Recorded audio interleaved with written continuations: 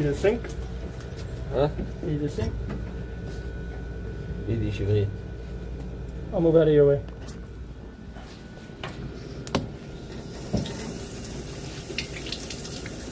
How do you say sink in Hebrew?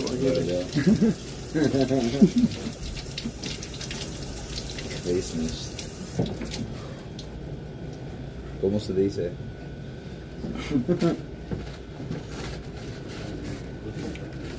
Come on.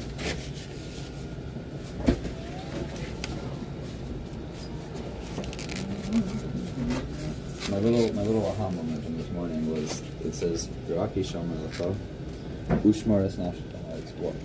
Didn't you just say Raki Shomer Lecha? What's Ushmar Es Nafshech? What is it? I don't know. I don't know either, and I should probably look at some Rishonim and probably have some better answers than me, but my intuition, like what I'm taking from it, is a clear sign for mental health.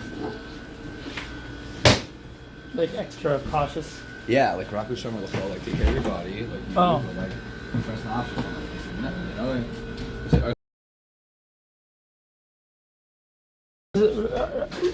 This is about Matan Torah, right? To not forget. Yes. What's the?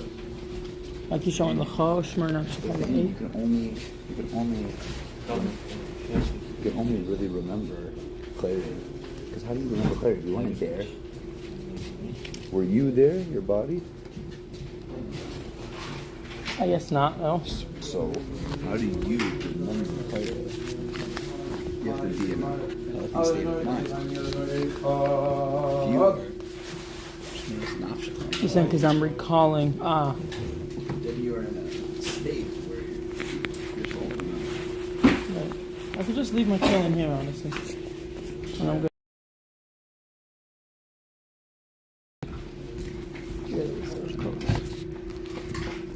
Oh, I could flip it in the middle of.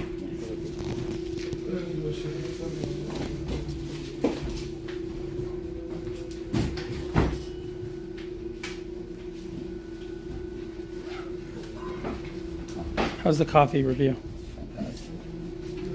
What about the cookie review? I like the marble ones more than the chocolate chip ones. You're telling me about which cookie preferences you have? Oh right, you're after brachos. I don't have to talk to her in Batelim. This is so odd to like walk around like this. There's got to be a more. The oldies are gonna have to start getting used to it. Right. I hope, for the world's sake, that everybody younger than us is gonna normalize doing this. We do it all the time. Yeah. There's too many. Spreading the well springs.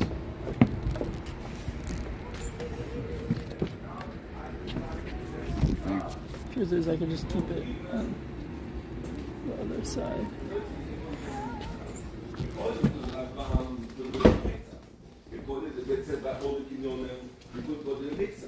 Because we know that the mixas, the king is the king. Are we continuing Torah, or are we going to learn a mimer on the parsha? Let's do that. Torah continue? No, let's do it. I think the Torah continues like with like kavana of brachos. But let me see.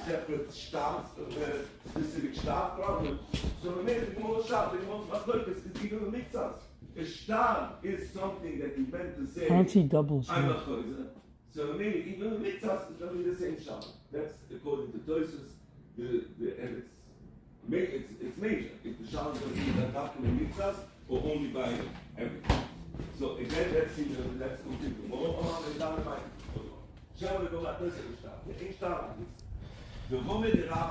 I only see doubles of Akotei Sichos. I only see doubles of Akotei Sichos. I don't see doubles of Teres Menachem. Or Memar. You had down here. Oh no, that's like this stuff. Oh, here maybe. Thomas and Arrow. Shishon Cheshvan.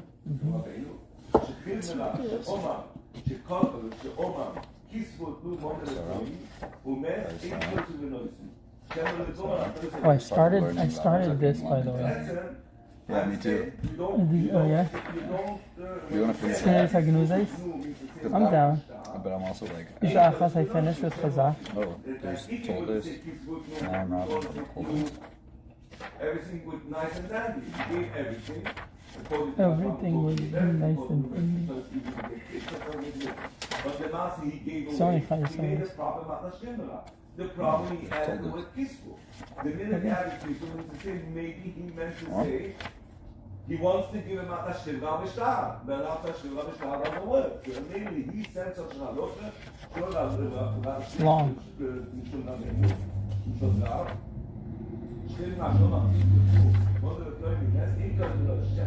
Let's do the second 12 days. Yitzchok? Yitzchok. Because it was given out later.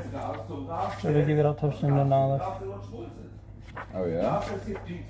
Wow. He says that if because he added the word Yeah. peaceful, he spoiled all the chef. I think that V's and the one is Okay, we can do that. That's Tavshin now. That's exactly what the Shmuel are saying. The Omar Abu Domar Shmuel. It's short. You finish it. Okay. You do I think we'll finish either way. Yeah? I'm not How long ago? Oh, it's another Okay, ice or two. Let's do it. Let's do the first one. It's like, No, they both look like I don't know what they're talking about. I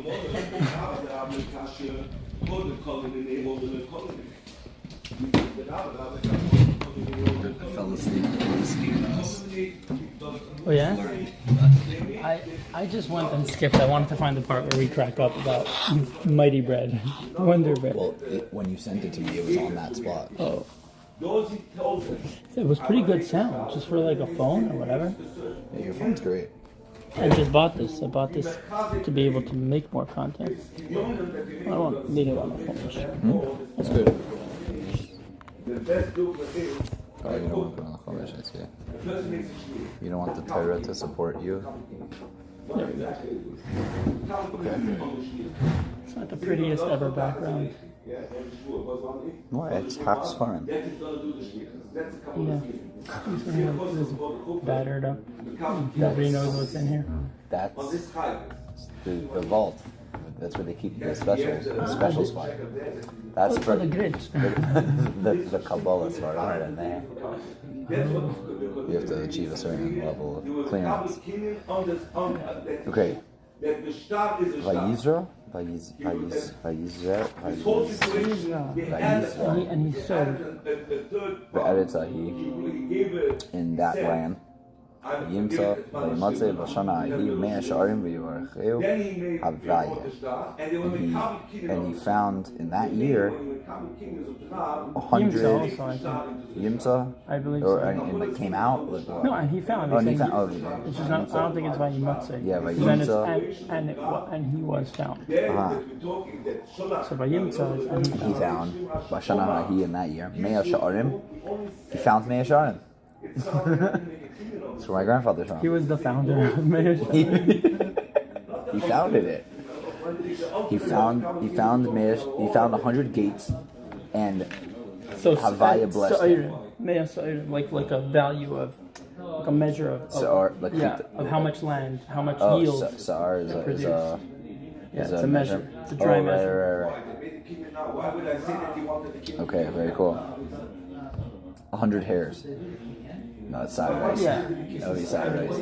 I just learned an interesting thing last night, that the 400 shekel that Avram paid Ephraim ben Seichar from Mersa Machpelah was corresponding to he basically bought 600,000 square foot of Eretz Yisrael, like for every single one of, basically he bought for every single one of the root neshamis of Klal Yisrael forever, 1 square foot of Israel. Now, where does that calculation come from? Because the Torah gives the price, when it comes to redeeming land, Torah gives the price of 100 shekel for a base se'ah, which is, one second, I'm trying to remember, it was just a fly. Yeah. Trying to remember the Torah's like measurement. Oh, slipped my mind now. But the point is, Proportionally, it comes out to one. It comes out to 400 one shekel person is exactly 600,000 times that. Yeah, square cubits. Because we know what the You measurements say it's for a 100 base shekels per person. No, 400. The measure is 50 shekel for a certain amount that if you now add it up, as if 50 shekel is that amount, then 400 shekel is 600,000. Right. I just forgot It's the ratio, whatever the ratio between those two numbers. Very cool.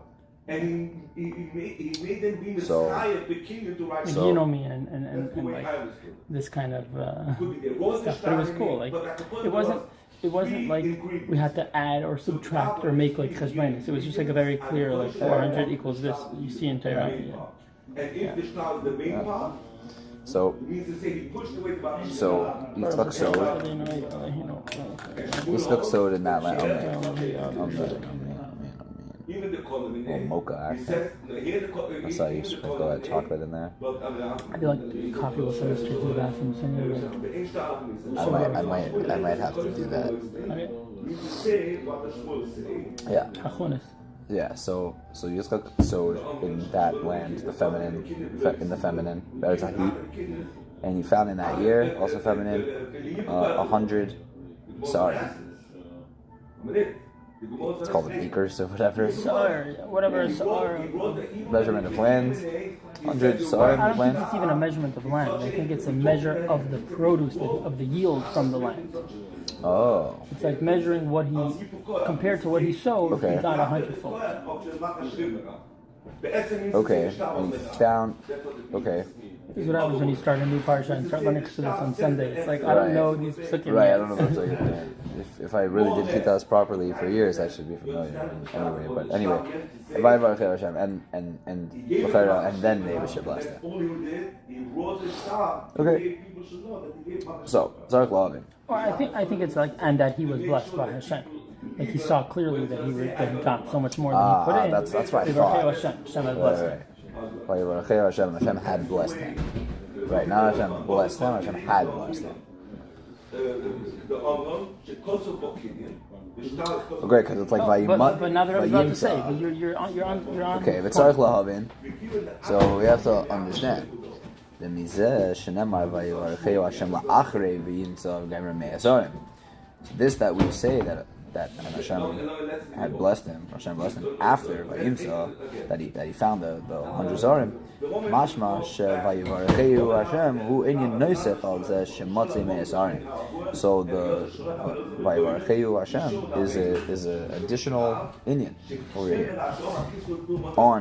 It's additional to I'm just sending a link. I forgot I didn't send anyone a link.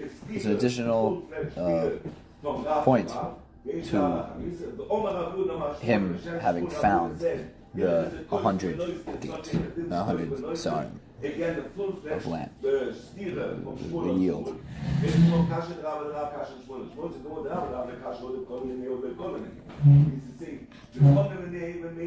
know that the star is a star. And that's why in such How do I even do this? it's going to be, the star is going to be the star. I'm with you, I'm listening. Although he meant the Matashkibra, and he meant the Matashkibra, so it's a combination of both. Did you also catch how, like, in that Lamed Zayin Chayesara Maimer that we both started, the Rebbe basically summarizes and explains like what the Maimer that we were learning from Torah is actually saying in like 3 lines. Like the intro to that Maimer is literally That we just learned? Yeah. That's what I got from it. It flies right through it. It's like, yeah, so that's what we're talking about. Like it clarified the whole thing. And I know for sure that the star does not mean that there's no Havamina for us to think Remind me. that the star should be the Kenyan and a star Lakamisa. Because the star. Oh, yes. It just talks about how, like, so it came from a place of Ishur to the south that doesn't reach, but it was only because after the Avaida, but it's not because of Avram's Avaida, but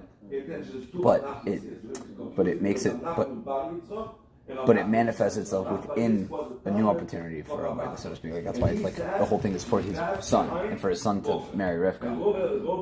It's just like that's the muscle of like the sphere, like the And in front of The life force powering it takes the shape of whatever it's powering, but it isn't that.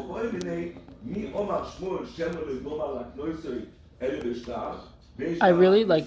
I started at Maimer and I was like, a lot of this is unfamiliar for me. Like I never learned this. Yeah. So It was really like, it was like, this is like very Kabbalistic. It wasn't really so like, I wasn't like getting it. I'm like, I'm not on this level yet. It was one of those Maimarim where I learned and then I'm like, and it like humbled me, you know, like it like reminded me, I'm like, oh right, like tzaddikim like think in a whole different way.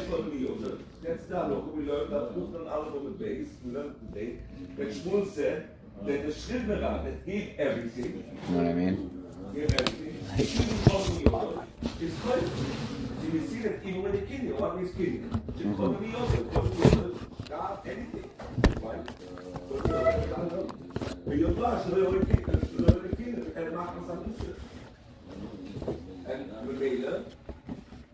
what does it mean? Your blood, so the kidney, means to say, I'm not kosher, that he meant.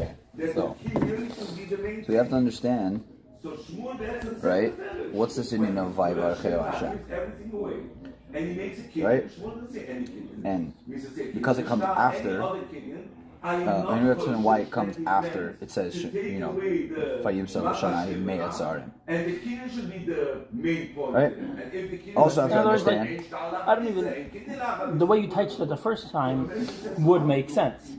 So obviously the Torah is indicating something like that the blessing comes after. Right. Instead of being But like, why wouldn't it say Vayimsa Hashem Yivarach B'Shana Ahi B'Me'asa? Right. Like, obviously the syntax is important. V'tzarich beer. Also, we need clarification. Why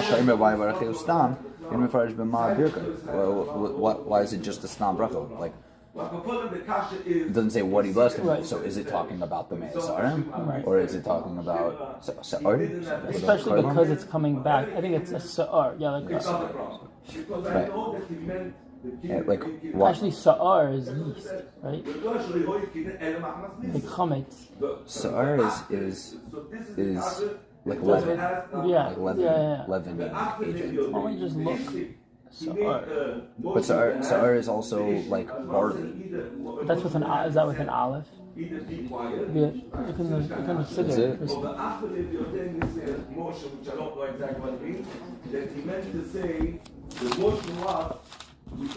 like in like Benu Tom's. Yeah, Sa'ar is with an aleph. Sa'ar, which is Lo Yira Lacha Chametz Lo Yira Lacha Sa'ar is with an aleph. Okay. What do you need to say with the Anyway. So what's Vayvar Cheu Stam ve'enu mefarish b'ma birka. Gam tzarich lahaven harigis gam zeh shematzei mesh Sa'arim mea pa'amim mikfi she'arei not that this should be the kingdom, which then I would have a problem with 18 and a half Mikfi, 100 times more than, I think this is shiura. In other words, more than the normal measure that would have grown, considering the effort that Yitzchak put into sowing over here. This was 100 times more. So Hari Gam Zeh Shematzei Me'as Sa'arim Hu Lo Al Pi Darchei HaTeva Ela Birchas Hashem. Right. So this, that it was 100 times the yield, right? Which normally you'd expect to get one se'ar from the amount that he was zeruah, and instead he got 100-fold, and that this was a bracha from the Lidach. Gam ha-bracha davay varacheu Hashem shel achrei mitzias hamei sa'arim hi sheyitzchak nizbarich bebracha zu vayvaracheu Hashem. How do we translate the Lidach? And on the other hand, also the bracha that Hashem blessed him after finding the meaning is when it's the shtar it's an is not extra. Shabbos Oh, so Kodesh. they're basically answering it with the question because it's saying The Kinyan Sudar is it's no we're mashma that it's a separate Inyan because if it just wanted to tell you, you might already understand that it's a bracha mishra because 100-fold is already a Now, bracha. yeah. So, and even if it wanted to say that it's and to make sure that you know that it was a blessing, say it beforehand so that it's read obviously. But here, Nimsa that it was 100-fold obvious bracha, vayivarechehu, and the Abishur blessed him. Not the Abishur blessed the field. Vayivarechehu Hashem, the Abishur blessing Yitzchak. So it's for sure something separate. That's not just coming to teach you that the Abishur blessed the field, which was not al pitava. And we wrote the shtar. But it's coming Dafka to tell you specifically that Yitzchak was blessed with this bracha. Nevertheless, the founding of the 100-fold yield was miyaches. Is related to Okay. like is obviously about Miyachas HaKosov Yitzchak. The pasuk relates To to Yitzchak, right? It's talking about Yitzchak, Vayimsa again, right? And he found. Ube al-bracha shenizbarach Yitzchak la'achrei shematzeh sa'arim oima v'yovaracheu Hashem. So it's mirroring what we say last week. V'avram zakim b'abayomim v'Hashem be'erachas Avram makar. Right? We say that V'avram zakim b'abayomim was a reward for Avram's avodah. So I'm noticing like a bit of a pattern here, and it says, but then the second half of the pasuk, "Hashem be'erachas Avram makar," that's talking about a different type of bracha. It's Hashem blessing him, as opposed to just receiving the natural, the consequence of your good actions, which brings a form of blessing. But there's a difference between Abishur blessing, seemingly that comes from a place that's higher than where your avodah can reach. I don't know if that's what we're going to talk about here, but it's interesting that it's like copying the pattern. Like Avram, we just had in last week's parsha, same inyan, and now we're saying by Yitzchak too, by Baracheu Hashem, right? So before it just says by Yimza. So by that, we're saying that the Me'asarim is for sure higher than Teva, and that was a bracha in itself. Nevertheless, the pasuk's adding Vayivaracheu Hashem, and Hashem blessed him. So one's just one is Hashem blessing. One second, so just summarize. Yeah. Summarize for the two people who have joined us. Sweet. What's Aleph? Olive. So Yitzchak sows the land. He finds whatever that 100. He finds 100-fold, 100 times the normal The word yield. vayimtza, by the way, is usually used like when something's a metzia, it means Right. it's not what you expected. Not you expected. That's what I'm saying. Right? Like he found. So you know that that's already not al Right. pitava. Okay. And And he found the 100-fold, and Hashem blessed him. And Hashem blessed him. So we say this that it says Vayivaracheu Hashem after, and he found. We're saying that Vayivaracheu Hashem is its own inyan. It's a special inyan. It's a davar nicer, right? Inyan nicer. And we also have to understand. We're going to explain why it says Vayivaracheu Stam and doesn't specify what the Vayivaracheu was. And even if you want to say that it was for the field, right, being 100-fold, right? So the bracha by Vayivaracheu that comes after finding the field is, we're saying it's Vayivaracheu Hashem, as opposed to Vayimza, it's just talking about Yitzchak. It doesn't talk about Hashem there. Even though we're saying it's higher than nature and it's an obvious bracha, it doesn't bring that element of telling you that it's Hashem who blessed him like that. It's only afterwards that we have that in it. Right? Lidach gam habracha divaracheu Hashem shel achrim tzeiasa me'asarim hish Yitzchak nizbarach b'bracha zu vayivaracheu Hashem. Right? Oh wait. No. Actually, Alright, gamzer shematza me'asarim sa'arim hulay al pidanket haba al berkas Hashem. Meaning, obviously, that's part of the bracha of Hashem, but on the flip side, the bracha of Vayivaracheu implies that it's something else. That after Yitzchak discovered that he that he has 100-fold, he was blessed. Any addition that you have to the Matash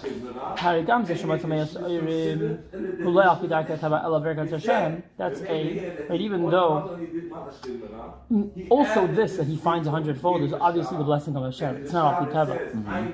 But on the flip side, the bracha of Vayivarcheu Hashem comes after he finds it, and that's that Yitzchak Vayivarcheu Hashem. That's that Yitzchak has a blessing. In other words, it's not a blessing in the field; it's a blessing in Yitzchak. And nevertheless, we see that the pasuk's relating this. It's also only the king is only going to be afterwards, the Achamisa, which means to say, but he can't be choizer because he's stuck.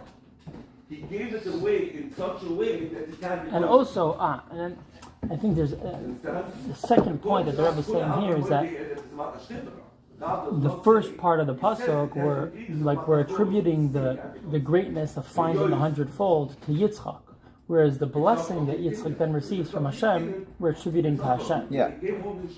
So it's a few things that the Rebbe is pointing out about the syntax of the pasuk, as you said. Yeah. But the Shtalerei makes it into a stronger thing. So it makes it into a Tzarech L'Havi. That's the summary. The Tzarech L'Havi. Even if he dies, if he So doesn't humans die, he can't take it back. could come to understand this. So once you can't Take it away. back, Yeah, Masha Mamshech HaKasu, what it continues to say in the pasuk, Vayigdal Ish, and the man grew up, Vayelech, and he went on his way. So Haloich V'Gadal Ad Ki Gadal Ma'od. So he went and he grew until he Big was plays. what? Big plays. Right. Consistently.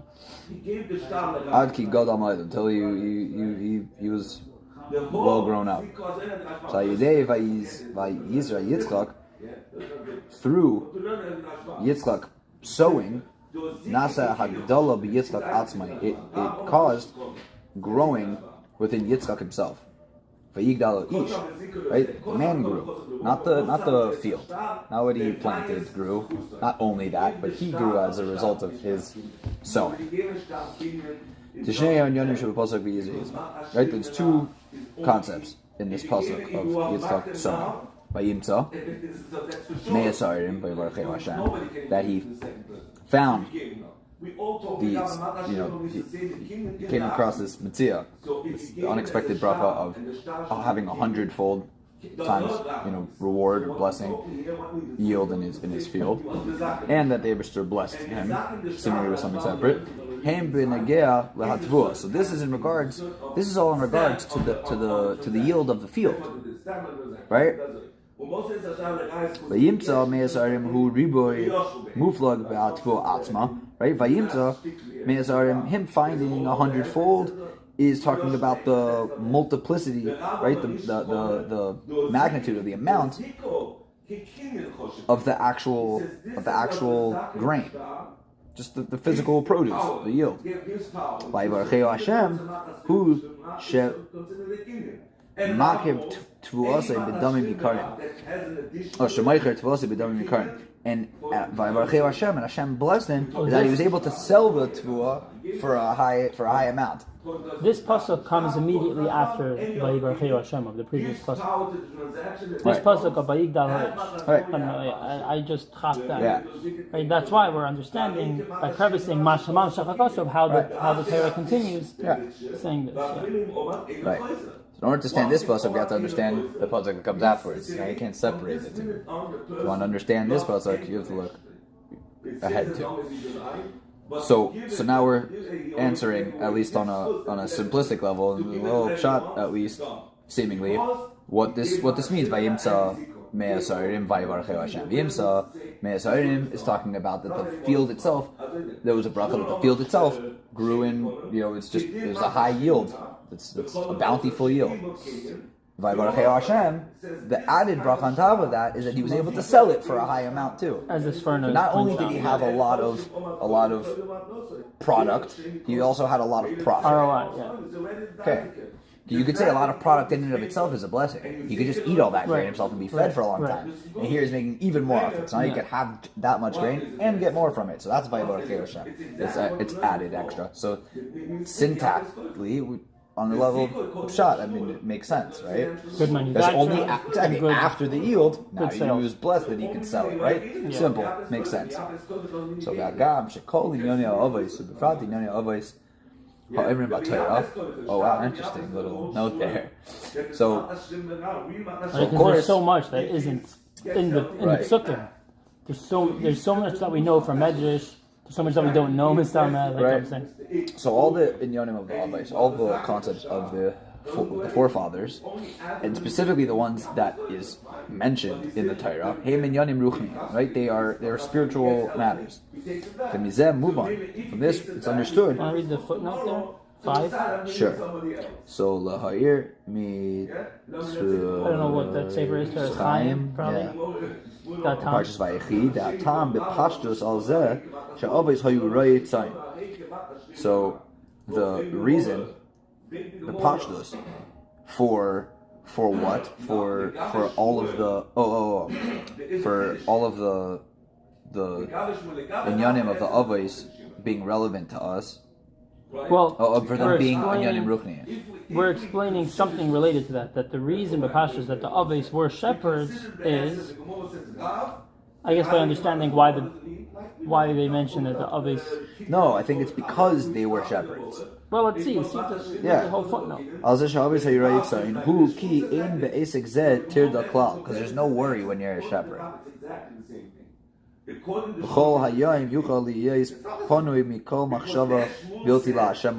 And so they're able all day to they're able to be open and freely to they're free from any thought that isn't towards Hashem. They're able to solely think about towards God Hashem. all day and guide the sheep. But here's the the wording last is part. interesting.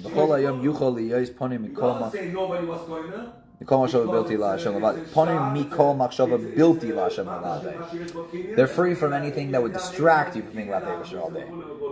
Meaning to say, naturally, a person is thinking about the Eibush all day, and it's only tirdais that take you away from that. Not, I'm a behemoth, I'm whatever. That's the whole Indian, but we come from the Avos. That's what we are. If you just put us in a field all day and we have nothing to worry about, we're serving the Eibush there perfectly. We'll be like our forefathers. Exactly. I think that's like the Nekuda of this. No. Well, the Nekuda of the note is the last line. Aval. The MS Hatam Hu This is still quoting from this. That's why they were shepherds, because that was the physical manifestation of what they were doing. Right. They were shepherds. Right. We're the sheep. Which I guess means shepherds for us. Yeah, of course. Why do they have another dimension? But like, so in other words, all their inyanim are ruchniim. Even the fact that they were shepherds, it's not just that the pastors because they were involved in ruchnius, so they needed a physical job that allowed them to be panim mikol machshava. They were. That was the manifestation of what they were doing the ruchnius. Yeah. Okay. Potato. So everything about our forefathers is ruchnius. Yes. I mean, we see that it's a common theme. I'm seeing more and more throughout the whole Sefer Bereshis. Like, I'm starting to see that stuff doesn't make sense otherwise. By the way, a lot. Right. Of it, it's all because it's before Matan Torah. It's the whole Inyan that like before Matan Torah, don't think that this is like it's all Ruchnius, and then after Matan Torah, it's this fusion, and all of a sudden, there's this union between Gashmius and Ruchnius, and now we're bringing the Ruchnius into Gashmius, and it's a whole other type of Avodah. That's why it's Ma'asav is similar, but like it's not the same game. You say that, and what does that mean that it was all Ruchnius? They could also you say that like their performance of mitzvahs was only the pneumias. Right? They did the pneumias of every mitzvah. The only mitzvah that was done, seemingly, that's like on the level of mitzvah, so to speak, was like the bris. That was like the beginning of like actual. Right. That's why it's like, which I find interesting because like, aren't there other types of mitzvahs that you can do like physically, like when they got married and they had children, that wasn't like on the level of like mitzvah. So yeah, I could say that maybe. Are you part of the house? Are you part of the Shabbat house? Not officially. Not officially. Okay. Why? What do you? Can we help you? I came from Brooklyn and I left my phone at home. So there's tefillin in this other show. In the house next door? Yeah. There's a bag that says Beis Medrash Harafayim. Thank you. Sure. Enjoy it. So What were you saying? Says we don't need this. I didn't know that this is known as a Chabad. That's cool. I love it. I would have answered the part like, yeah. Then you see what the question is, and if it's something that needs officially being part of it, then it's like, oh no, not officially. Yeah. Yeah. Anyway. So yeah. So the question is like why the bris taka is it because it's higher than like? Tu me fais saber que c'est le fait de faire $300,000 especially when it's kids. Maar het kost nog 2 keer de day lang. Please, maybe you give a big screen and a big screen. Yeah. Can you give me change? $3 change? For me? Yeah. Perfect. Shkoyach. I need more bills to give to more people, you know what I'm saying? So yeah. So I feel like these guys should be in yeshiva. Honestly. yeah. Like when it's such young people collecting tzedakah. No one asked my opinion, but like I feel like you could arrange someone else to do that and let the kids learn. Yeah.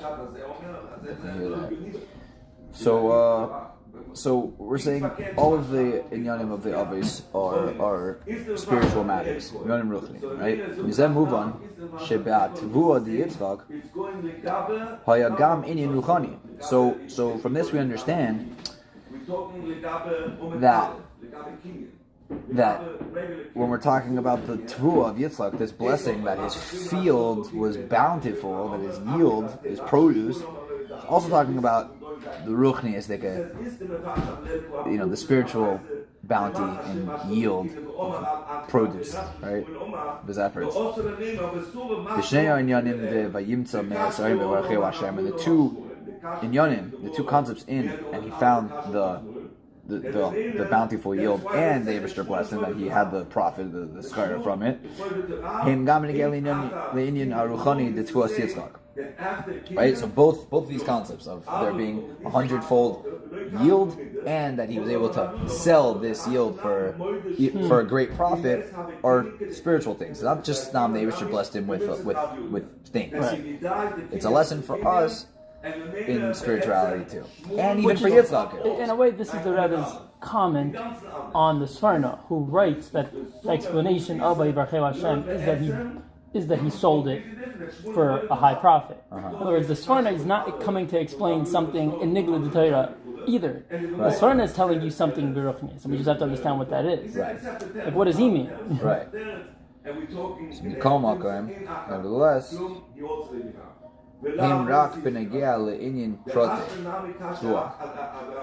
they are only in regards to a specific or personal matter, which is Tuah. A specific matter. In other words, when you say spiritual, you might just mean like all-encompassing, like it was something spiritual. So we're talking about what Tuah means spiritually. Right. It's not that he blessed him stam, like we thought, right? We're talking about this whole Indian in Ruchnius is talking about the Indian of Tvua in Ruchnius. What's Tvua in Ruchnius?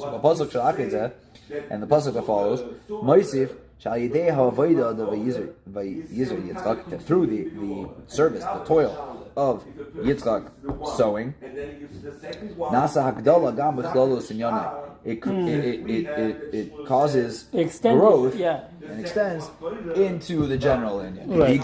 So that the man grows. So we're saying that Yitzchak plants, Yitzchak works. Yitzchak does a particular avodah. He does a particular service, and that service blesses him in two ways. One, that his field has a bountiful yield, and on top of that, that his yield is able to be sold for a higher profit, and as a result of both of these blessings, he as a person grows as well. And all of this is Ruchnius. Of course. And we have to understand what it means. So what is Tvua in Ruchnius? What is the product? What is profit in Ruchnius? Right? What is the product? What is the field? What is the produce in Ruchnius? What is skira? What is profit? We're selling it for high value, meaning Ruchnius. And what is a person growing? General growing. What is As a result, even as from a these result things. of these things? Yeah. Okay. So you could say that the explanation for this, clarification for this is Alpi The Rebbe says that it is. Right? Yesh Leimer by Rebbe is a Vadai by Of course. So you could. So the explanation for this, you could say, is according to what the Tzemach Tzedek says in his Maimer with the same Deber Maskil. Nothing new here. He's of the Medrash. It says in the Medrash, Bal Yitzchak come. Af hu ha'ir. You realize the Rebbe, like, I always feel like this when I'm learning the Rebbe's Torah, like whether it's Sikha or Maimer.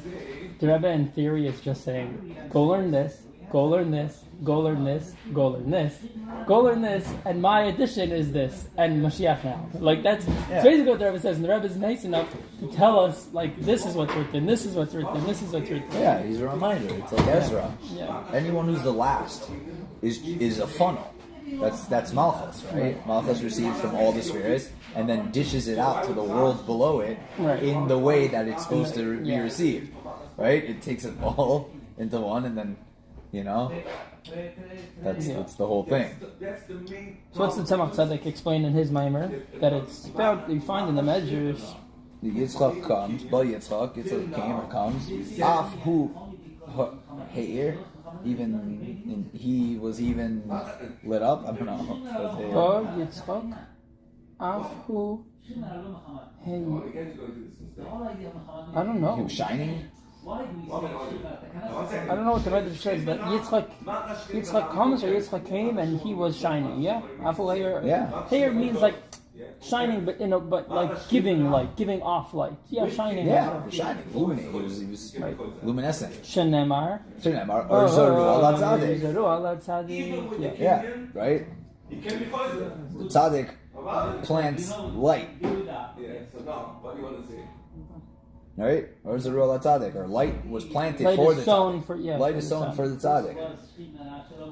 Uchsiv by Yisrael Yitzchak. And Yitzchak planted. So Yitzchak must have been light. It must have lit. Right?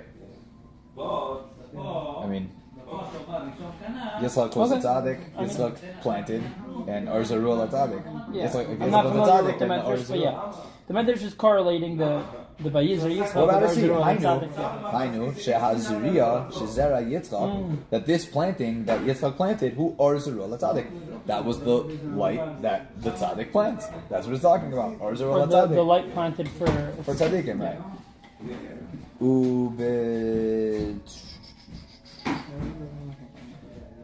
I don't know what that is. Toned Velio. Oh, yeah. And in the I guess the Maimer, Toned Velio, or talking about in the Zohar itself. Yeah, in that section of Zohar. Isa ala posok by Yisra Yitzchak in Zuriya ela tzedakah. Or Zora tzadik. So in Zuriya ela tzedakah. So what is Zuriya? Right? Like we say, Zuriya tzedakah is. Right? Alter talks about a whole chapter in Tanya. Or like we say in the pasuk that the Rebbe brings. Alright, so in Zuriya Yitzchak, there's like it says in Talmud on the pasuk in Zuriya Yitzchak that there's no Zuriya except for tzedakah. So tzedakah there's no planting except for tzedakah. We're talking about ruchnius. Why? Shemar zeru lachem tzedakah. He planted for them tzedakah. So for yourself, tzedakah. Oh, zeru lachem tzedakah. Okay. What's zeru? Lachem.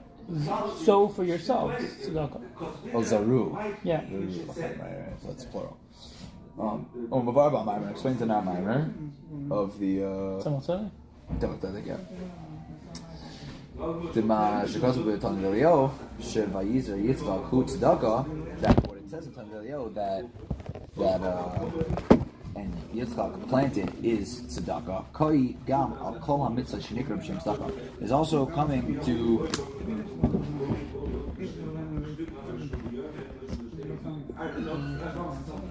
Someone's on Twitch saying I should buy viewers. No, thank you.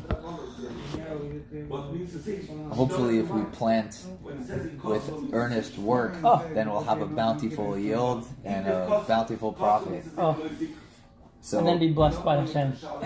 B'chlolos. yeah, and then we'll grow as people. So it's not just talking about tzedakah, b'pashtus, giving money, but all mitzvahs that are called with the name tzedakah. So seemingly all mitzvahs that have to do with righteousness, that have to do with giving.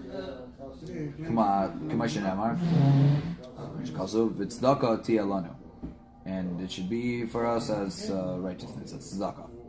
And Torah itself is also called by the name of planting. Right? For 6 years you should plant your field. These are the 6 books of Mishnah. Right? And then So Shabbos basically tzedakah is Torah and mitzvahs. Yeah.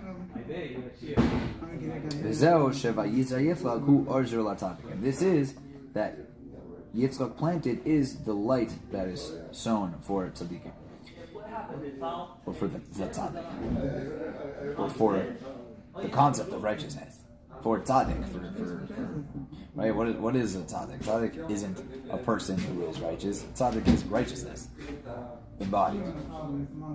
Shehu ara Torah b'mitzvahs, which is the or of Torah mitzvahs. Right? That's what tzaddik is, Torah mitzvahs. Right? That planting grows the person, the man in general. Because the planting of Yitzchak is a general avodah.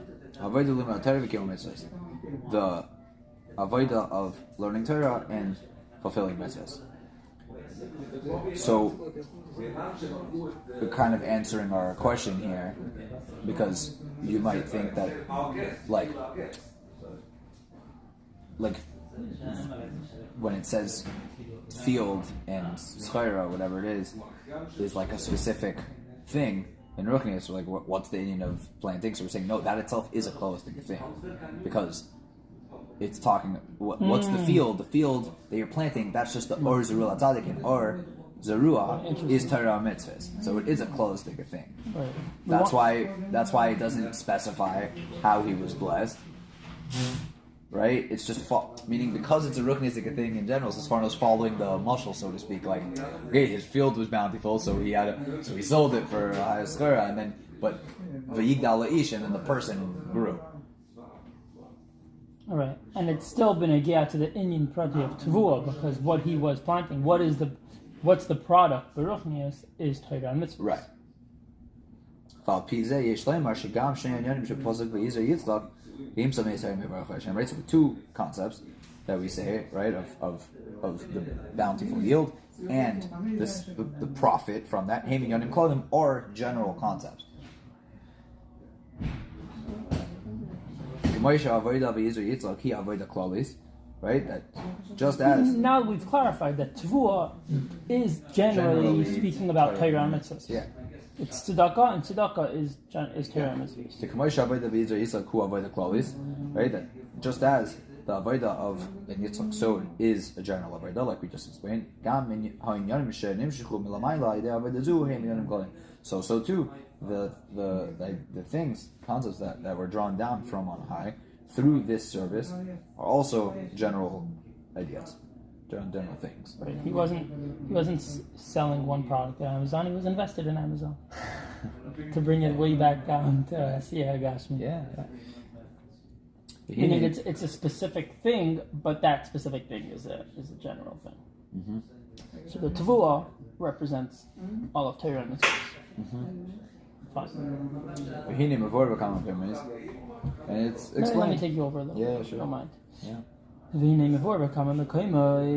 It's explained in many places. In footnote 17, which is the Gematria Toiv, it says Torah Ar Shmais, or Torah Shmais, the Haggah of Torah Ar Bezed Dafka B'Redis HaMitzvah Slab Shusam B'Dvarim Gashmim L'Lobash Atzmius Koyach HaMitzvah Al Derech HaTzmicha Adei Azriya Ba'aretz. Okay, that Hashem basically implants. Wait, what? Gematria what? 17. I know. I was just mentioning. Oh, 17. Yeah. It's not written here. It's mentioning that 17 is big gematria too. Yeah. So it's like the footnote must be a good one. Yeah, basically that Hashem puts within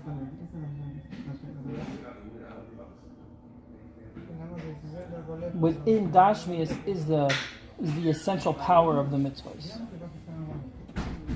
Right, just like within gardening or planting anything, right, within the product that grows, within the produce that grows, well within the seed is the essence of the product that grows. Yeah. Yeah. So the zeshat shatoiro mitzvahs nikram b'shem zriya. You need more coffee. Koi al hayirida the Torah mitzvahs li slabish b'dvarim gashmim. This that Torah mitzvahs are called sowing or planting is a reference to the yerida of Torah mitzvahs to be enclosed within physicality. Yeah. Shakavana b'zehi l'tzarech aliyah, and the purpose of this is obviously that there should be an elevation, right? You only plant seeds so that there's the more. plant breaks Grows out upwards. of the ground. Yeah. You're not hiding the seed. Yeah,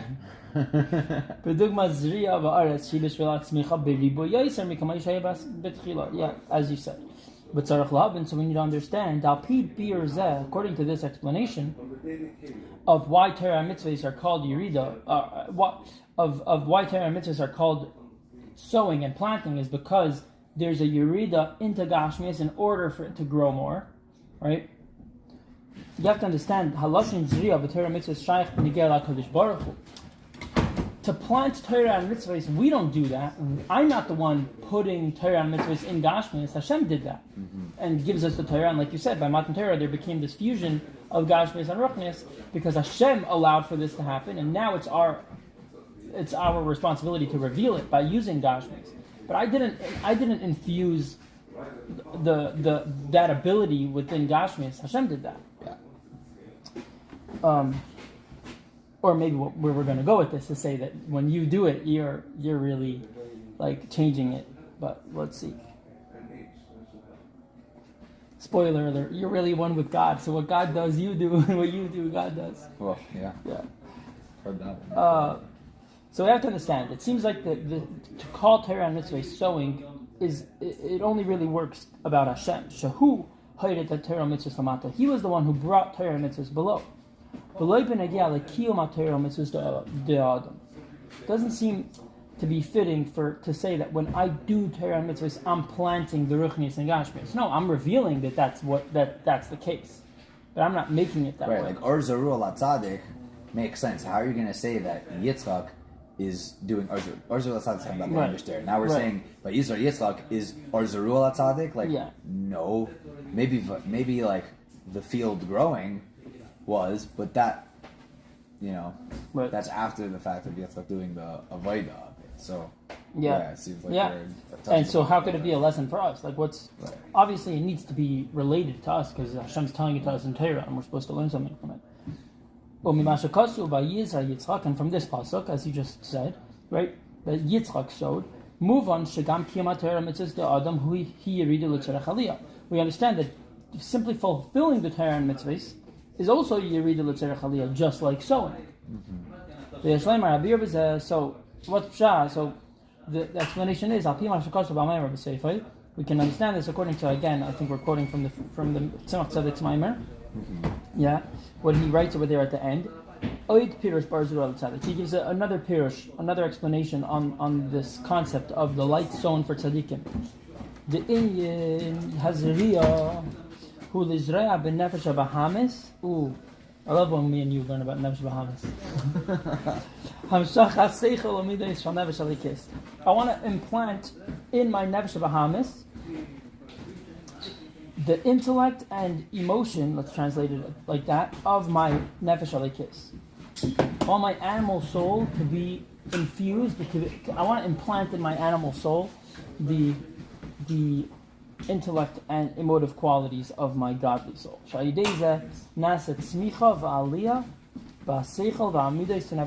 Because through this, right? I plant that seed and it grows. There's actually an elevation in the intellect and the emotive qualities of my godly soul by me planting it in the Nefesh Bahamas. Oh yeah, because the seichel and midas of the Nefesh Elikis without being planted into the Nefesh Bahamas is just a seed. Yeah. Meaning it's just in the level of seed. It's an unactualized potential. Right, exactly. It's just in the Nefesh Elikis, but it's in Golas, unless it's planted in the Nefesh Bahamas and actually something grows from it.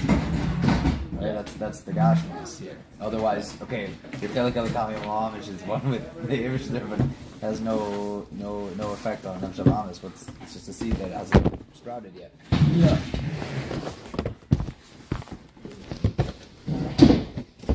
Very good.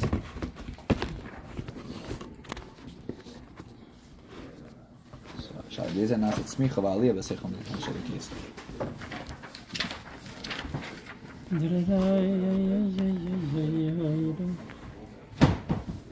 Kevon.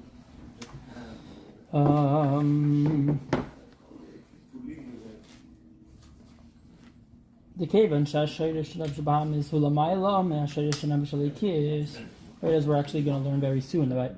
The Alpi Chassidus, Yaakov and Esav, right? Esav is Tayu and it's about to say it right now. Yeah, the Nefesh Elikis Sharsha B'Tikun. The Nefesh Bahamas Sharsha B'Tayu. The Nefesh Elikis is rooted in the world in the realm of Tikkun, which comes after the higher, the world that preceded it of Tayu, right? And that's the source of the Nefesh Bahamas. The animal soul is from that chaotic world of Tayu, but it's more chaotic because it's higher, because it's more intense godly light. In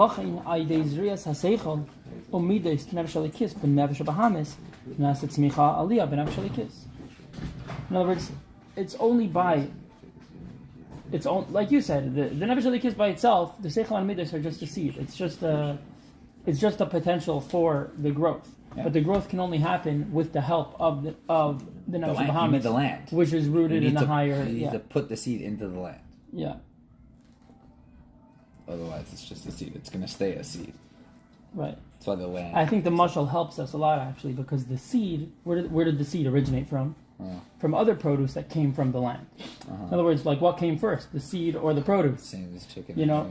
But what came first? Tayu or Tikkun? Tayu came first. So where the Nefesh Bahamas is coming from is a loftier place than even the Nefesh Elikis, and by the Nefesh Elikis putting what it by me putting the koyach of the Nefesh Elikis in the Nefesh Bahamas, I'm able to then elevate the Nefesh Bahamas. Yeah. You come to sit here? Yeah. Okay, we have other people sitting here through the camera, but we'll move them. Sorry. No, it's no problem. No problem. Come. Yeah. Pull down a bit. Against there. Why don't we ever think of that? Probably could. Oh. No, I didn't want to do that. You think this relates at all? This idea that we say like Torah came from the Midbar, and Midbar is Lo Zerua. Isn't that interesting? We're saying here the whole, we're talking about Or Zerua Latzadik, right? The Torah mitzvah is the Or Zerua Latzadik. But at the same time, we also say that Torah comes from Midbar, which is Eretz Lo Zerua. Dafka there is where Torah comes from. Eretz Lo Zerua. So I think there's different levels of Torah though, because the Torah is given from a place of Eretz Lo Zerua, meaning it's not the confirmation. Right. That's what we're talking about. But after that fact, like that's what we're saying. The seed comes from the produce that came before it. So only the Eibusher could make Eretz Lo Zerua sprout. That's the giving of Torah. Once Torah is given, now the desert became a field that's arable. Which fits. Now you have to do the planting seeds and making the field grow. Yeah. You can't turn the desert into, no matter what, you can't turn the desert into cultivatable land. Into an orchard. Yeah. But the Eibusher gives the tools to do that. Takes the desolate land and turns it into arable land. Now it's up to you to do it. Right. Actually, isn't that KKL's principle? What's KKL? The current command of Israel. The turning the forests and so on. Turning the desert into the forest, cultivatable land. Yeah, it's funny. But we're saying here that the whole Indian of Tvua is really it's an Indian Ruchnias. It's not Begashmias. planting my intellect and emotion in the animal soul, and Yeah. that makes it greater. Yeah.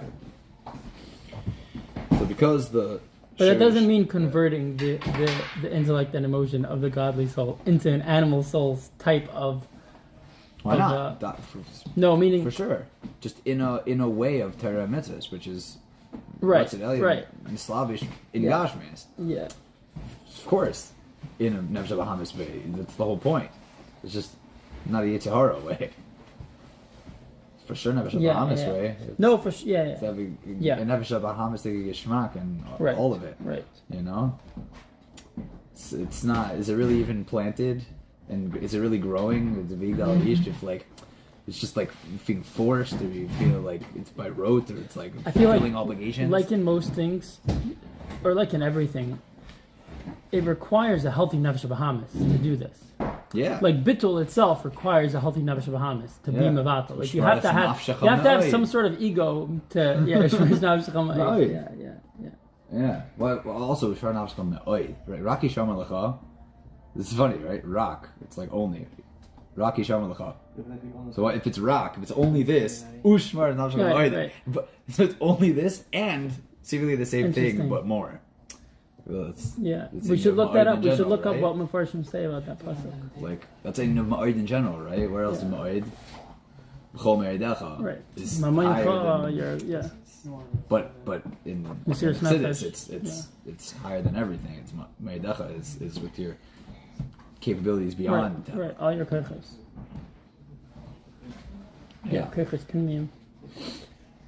Fine. Ulahayer belakutei Torah mevur sha'erzru al tzadik koi al yuridas nefesh olikis leslabish menavesh bahamis. Right. In the Kutei Torah, it's explained that this concept of erzru al tzadik is the You read of the Nefesh Adikis to include itself in the Nefesh Bahamis. right. Umelashon hamaymer lizreya benavesh bahamis. Hamshachas seichel omidei shal nefesh olikis. Mashma sha'adam tzarich lizreya seichel omidei nefesh olikis benavesh bahamis. Lizreya implies that you need to do this work.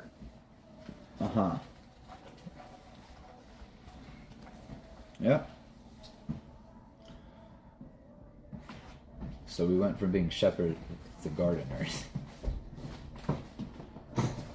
That's the Indian, right? We're saying Yitzchak was a shepherd.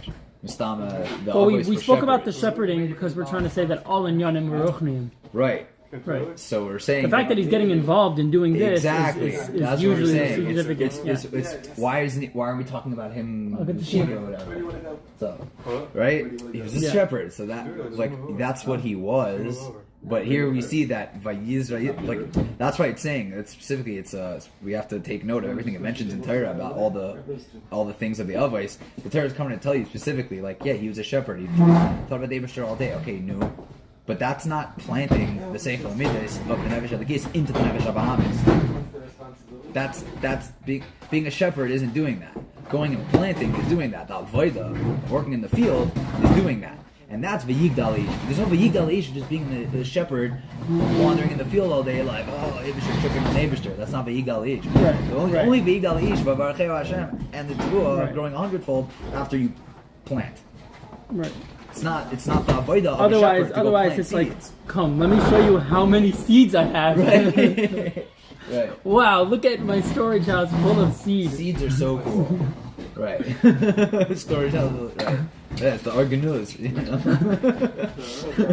Yeah. Yeah, but like go plant some seeds. V'inyan hu. Okay, let's speed up a little bit, yeah. Yeah, sure. V'inyan hu da ba'avodas haneshama gam la'acher yiridas lamata. Yeshnam shnei. Meaning, I feel like I'm translating too much, like more than we need. Right. V'inyan hu da ba'avodas haneshama gam la'acher yiridas lamata. Right, Yeshnam shnei yifana. there's- It's good. There's beauty in that. It's time to digest. It's planting in the Nefesh Bahamis. Yeah. My Nefesh Bahamis, Yeah. when it comes to a good bullshit, no one's like, let's move this quicker.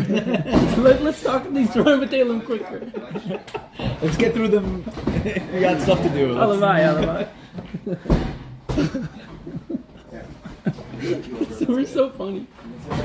But you know, we had saying like us human beings, us Yeah. Nefesh Alekistin in the Nefesh Bahamis. Yeah. It's a very funny thing. It was just like The such a Indian good who- comedian. know? The ba'avodas haneshama gam la'acher yirida salamata yeshnam shnei fanim. Now I think we should move down.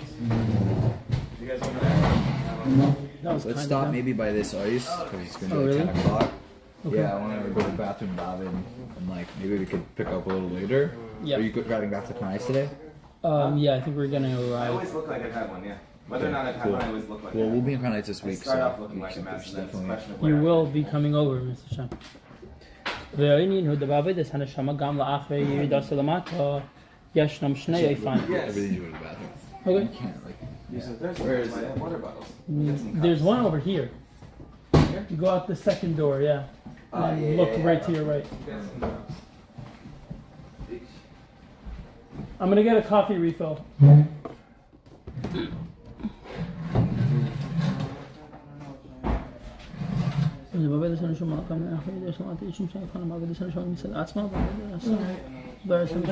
Interesting. So Peter Israel see Cholom Nidois, Travis Kis Ben Bahamas. You'll bring him over? You know, Kiasei Chavamidois. straight over there and through those doors. I'll help you. Nefshali Kis. Fewer interruptions. So Peter Israel see Cholom Nidois, Travis Bahamas. Kiasei Chavamidois, Travis Kis Ben Mitzad Atzmam. He just looks young. Yevshia Yodem Ben Bahamas. get that Ben Bahamas. What do you take? Sorry. ירידה של המסלב שיש מסך למעמדס לראש בהמס, זריעה. Barrel's fine. ישנה לך דרך זה, As evidence הוא that בקיא it's מטריאל fine. מצוויס, All right. We're in Parshas Todas. That's what the Rebbe did. שמחלי שיהיה חייס, Lit lamps? מטריאל Yeah, that's the מצוויס, idea. ישנה דרך זה הוא בקיא מטריאל מצוויס, שמחלי שיהיה That's חייס, right. That's what your Rebbe did. That's מטריאל מצוויס, הוא כשקיא מטריאל מצוויס הוא באבא ויירו, ובכדי שהידי האבא ויירו גם שמה, You saw me looking at it? יהיה Just חייס guess? ומייסה Well, the obvious המצוויס. one is the Akharav the Yitzchak Benahal. That's a nice short mimer and it's beautiful. We did it last year, and I think we should try to do a mimer we didn't do last year. So, בכדי שהידי האבא ויירו גם שמה יהיה חייס ומייסה המצוויס. Rein Anthony is. Die Parallele, gooi je die dat met de zie je dan met je. I'll start the recording, then people will know where we are. We're on Parshas Todas, and we're on page Chav. We're on page 40 if you turn the page a little. And in response to those who asked, this does look like a long mimer. It's longer than it looks. This mimer is longer than it looks. And by that I mean, it's 3 columns, but you can do it over the course of, 4 years. It's a long mimer. And the only reason I'm doing it is because it has so many gems inside it. We're going to try to pull out a couple of them in our 20 to 30 minutes together. And, it's hard to miss. You can't miss this. It's so much fun. But you think it looks long, wait till you find out what's inside it. Then you'll think it looks long.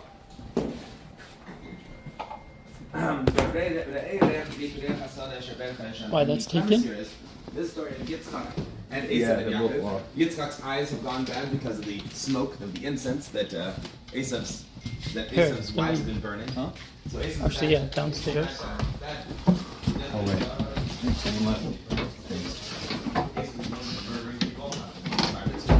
That's why Avram dies. Avram dies because he doesn't want to have to live to see Esav turn out as rotten as he does. He's a murderer, he's negative with Azara. Mistami is involved in Gilead Arayas. I believe Rashi implies that too. So he's done the 3 big Avedas. He's a bad guy. And Yitzchak is, at least in Pashup Pshat, Yitzchak is completely oblivious to this. It seems Yitzchak doesn't know about it. We're talking Pshat right now. It sounds like Yitzchak is unaware that Esav's a monster. So Yitzchak makes the decision that he's going to give a bracha to his big tzaddik Esav. And the Rashi explains how he's able to make such a big mistake. Why is he unaware of how rotten his kid is? And the answer is that Esav lies to him, Tzai B'Tiv. He fools him with his mouth, he hunts him with his mouth. The Pashup Pshat is that he feeds him. Now that's not truly unacceptable. Certainly we're not going to have some tzaddik liking a Rasha because he feeds him. So Rashi comes in and says it's not that he feeds him, not that he hunts him, puts food in his mouth, it's that he hunts him with his mouth. He asks good questions. He asks you, how do you mice of salt?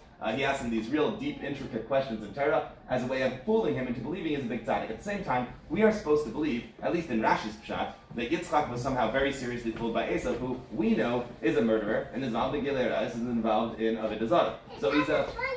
Well, where are you going? Okay, do you know where it is? Yeah. Okay, go around there. Good luck. All right. And that's how they ended up in Shandalith. We're supposed to believe that Yitzchak was fooled. And not only was Yitzchak fooled, Yitzchak has a bracha. We haven't heard about this bracha before. It's supposedly like a legendary passed down thing from generation to generation, that Avram as a bracha gives to Yitzchak, and that everybody gets to decide who gets the bracha, being the progenitor of the Jewish people. But there's apparently a bracha, which we find out about only now, which is not great narrative form. We find out only now about a bracha that Yitzchak has to pass along, and Yitzchak has decided he's going to give it to the big tzaddik Esau, who we know to be a big Russia. And Baruch Hashem, Rivka comes in and fools him. This is the bracha that HaKadosh Baruch Hu gives to him. Yeah. It would seem it's the bracha, right? Yeah. It would seem it's the bracha. So he has a very special bracha that he gets to pass on to one of his two kids, and he chooses to pass it on to the one who is not just a small Russia, but like a big Russia. What? I give up.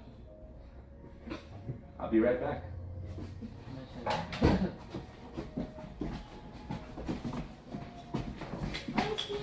Okay, so we started walking this way, then we found a door.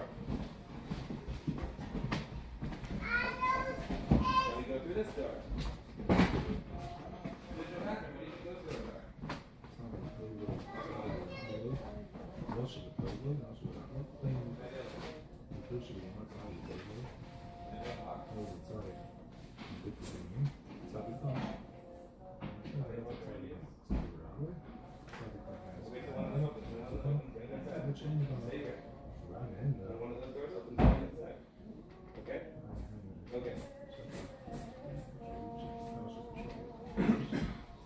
They were both locked, to their credit.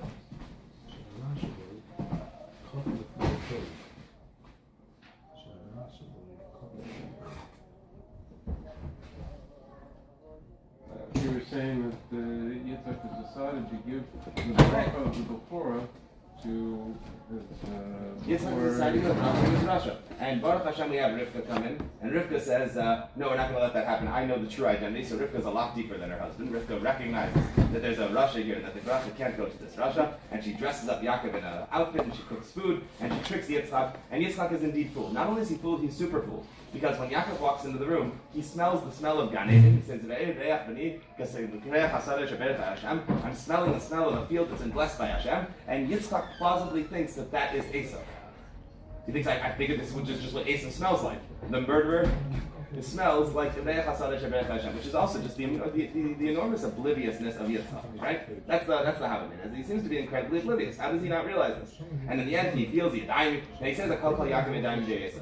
When he says Akol Kol Yaakov Yadayim Esau, he's saying the voice is the voice of Yaakov, but the hands are the hands of Esau. Why does he say that? Rashi says, because he knows that Yaakov always says things like Baruch Hashem, and Esau has these real rough hands. So he also knows that Yaakov's a good boy and Esau's not a good boy. He kind of knows that. Nonetheless, he fools himself into believing that he can smell the smell of Gan Eden coming from Esau. And the question is, how Yitzchak messed up? And the answer, of course, in the Maimer is that Yitzchak didn't mess up at all, or that whatever mistake he made was a very holy mistake, and that Yitzchak's a big tzaddik who understands everything. But this is what the Maimer starts with. The Maimer basically is coming to answer this big question, is that Yitzchak is not a shallow person, God forbid. And Yitzchak is not easily fooled, God forbid. Yitzchak knows exactly what he's doing. Why would somebody who knows exactly what they're doing seem to make so many apparent mistakes? And the answer is, of course, because I never know if anybody's going to listen to the end. So you have to tell people things in the beginning so they don't become for him. Yitzchak makes no mistakes. He's a perfect tzaddik. He knows exactly what he's doing. And he is as aware of Esau as his wife. He's just handling it differently. And the way that he handles it is like this. So we're going to unpack this entire thing and reveal that all along Yitzchak knows exactly what he's doing. Yitzchak knows what Esau is, and nonetheless smells Gan Eden on him and tries to give him a bracha. Because he understands that there's such a thing as tshuva, and he's hoping that he can help Esau do tshuva. That's the beginning and end of the entire story. If you have to take this to the Shabbos table and put it into one quick dot, is that Yitzchak believes in tshuva more than Rivka. Rivka understands, here's a tzaddik, here's a Russia, and Yitzchak goes, here's a Russia, maybe he does tshuva, maybe he smells like Gan Eden. I understand that he used to be a guy who's rough around the edges, but maybe he can do better. I believe in my son that he can still redeem himself. So he sees Esau as a potential Baal tshuva, and Rivka just doesn't see it. Turns out Rivka's right. I mean, if we're looking long term, right? Long term, you don't end up getting tshuva out of it. But Yitzchak has a noble expectation. He's not making any mistakes. So with that in mind, we're going to start the Maimer. Having given away the entire Maimer and told you the entire story, we can now begin to read it inside. And I'm telling you, you have to do this. You know, I have this on my podcasts on Spotify. You're able to track who listens to them and how long they listen. Good morning. You're able to track all sorts of things on Spotify. So one thing that I track, first of all, just funny, is that there's a gender split in my podcast, and it says that there's something like 60% men, 39% women, and 1% gender non-conforming. So somebody who listens to my podcast is gender non-conforming. I would like to give them a shout out. But It's probably just somebody who didn't want to check the box. But the second thing you find out when you get your analytics on Spotify is it tells you how long people listen for. And you have 100% listeners for the first 5 minutes, something like 75% after that, and then by the end you're down to like 50%. You can watch the people, they don't listen to whole podcasts. So if you open with a strong question about Yitzchak not having good judgment and you forget to give the answer before the second half of the podcast, they leave thinking that Yitzchak's a fool, chas v'shalom. So you got to give the answers at the beginning or they leave chayfin. This is what it means in Perkei Avos when it says, it's a mission in Perkei Avos. Never say something that will eventually be understood on the hope that one day it will be understood. That means don't give people these catchy lines. Have I told you this before? It's one of my favorites. We talked about it, yeah? Yeah. Last week. Did we talk about it just last week? That's how often I say this. I think since last week people are staying to the end of the podcast because they really complain. Because I forgot to say it just last week? That's possible. It says, Perkei Avos says, Hu Haya Imer all the time. And my son, my 8-year-old, who you've met a couple times, Menachem, I learned Perkei Avos with him on Shabbos afternoons, and he always says, Hu Haya Imer, Hu Haya says. That's his joke. That he translates Hu Haya Imer as Hu Haya is the name of a rabbi who said. But why say Hu Haya Imer? That's not how you say somebody says something. You say Rabbi Imer. You don't say Hu Haya Imer. The reason why it says Hu Haya Emer, Bartanura says Hu Haya Emer means that every one of these rabbanim had certain things that they always said. They had expressions of a shulga b'pir. Because every rabbi who talks eventually comes back to the same 4 points again and again and again. So everybody has their thing. So these were their things. If you want to know what each rabbi's thing was, you'll Perkei Avos. This was Hillel had 4 things he would always say. Not just once, he said it constantly. So this is one of my Hu Haya Emers. This is the ultimate which is stealing from somebody else. Anyway, we are the we have to understand what's going on here. Yitzchak, Hevin, Shu Esav. Yitzchak understood that it was Esav. So he feels Yaakov's coming in disguise. Yaakov walks into the room, but what's going on in Yitzchak's head? In Yitzchak's head, this is Esav. And Yitzchak is saying, this Esav, who is a Rasha, smells like Gan Eden. So what was going on in his head? How could he possibly have felt so highly when it came to, how could he have considered Esav as being so important? Remember, we know it's Yaakov, so we know that he's smelling Gan Eden because Yaakov walked in. But Yitzchak doesn't know that. So what's going on in Yitzchak's head? A Rasha walks into his room and it smells like Gan Eden? What's going on in his head? We also want to understand in general, how did Yitzchak view Esav? Because there's a few ways to read this, as we've explained. Pashup Pshat, even without Rashi, is that he thought he was a tzaddik. Pashup Pshat. Rashi is that he found a way to fool him by tricking him in halacha. But at the end of the day, how exactly did Yitzchak view Esav? The Pshat is that he viewed him as being quite righteous. He wanted to give him the bracha. So it does say that he fooled him. He would ask him how to take Meiser on Tevin, things that don't require Meiser. So he would ask him really tricky shilas in order to prove that he was the real deal. But that's not the whole story. That's not everything Yitzchak thinks.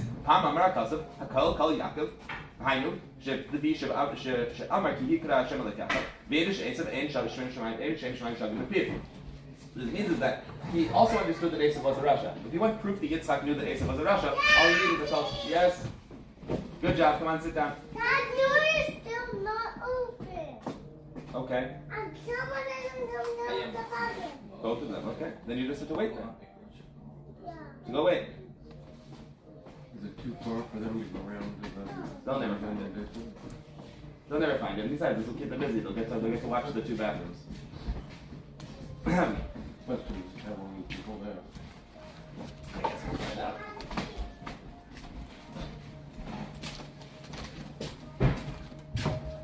Anyway, it's not the whole story that Yitzchak thought that Esav was a tzaddik, because we also have Yitzchak one time saying, "I know he's a Rasha." Because when he says a kol Yaakov walks into the room. Yaakov walks into the room disguised as Esav, and he says, "How you doing?" He goes, "Baruch Hashem." And Yitzchak goes, "Well, my son Esav would never say that. That's a kol Yaakov." So Yitzchak knows that Esav's a Rasha. Somewhere in the back of his head, he knows that he's not as good as Yaakov. So was he really fooled? But it's unclear what exactly he thought of him. Okay. The Indian is that Esav is the stuff that's left over when you're making gold. Pseilus has gvuras to Yitzchak. Yitzchak has incredible gvura, and gvura can turn into 2 things. Gvura can turn into more gvura, or gvura can turn into gvura that has a little bit of pseilus on it. The gvura of Yitzchak that has this leftover extra stuff, that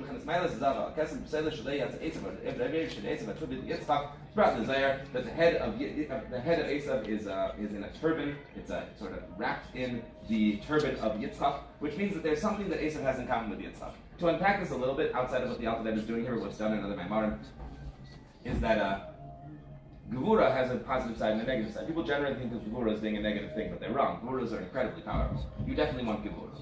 First of all, you don't want to live in a world without Gevura, because a world without Gevura, you don't exist. The entire idea of tzimtzum, the entire idea of putting any limitation on anything, the reason why you are separate from the table and separate from me and have your own individual identity is because Hashem said there should be a stop here, that at some point certain things should have borders.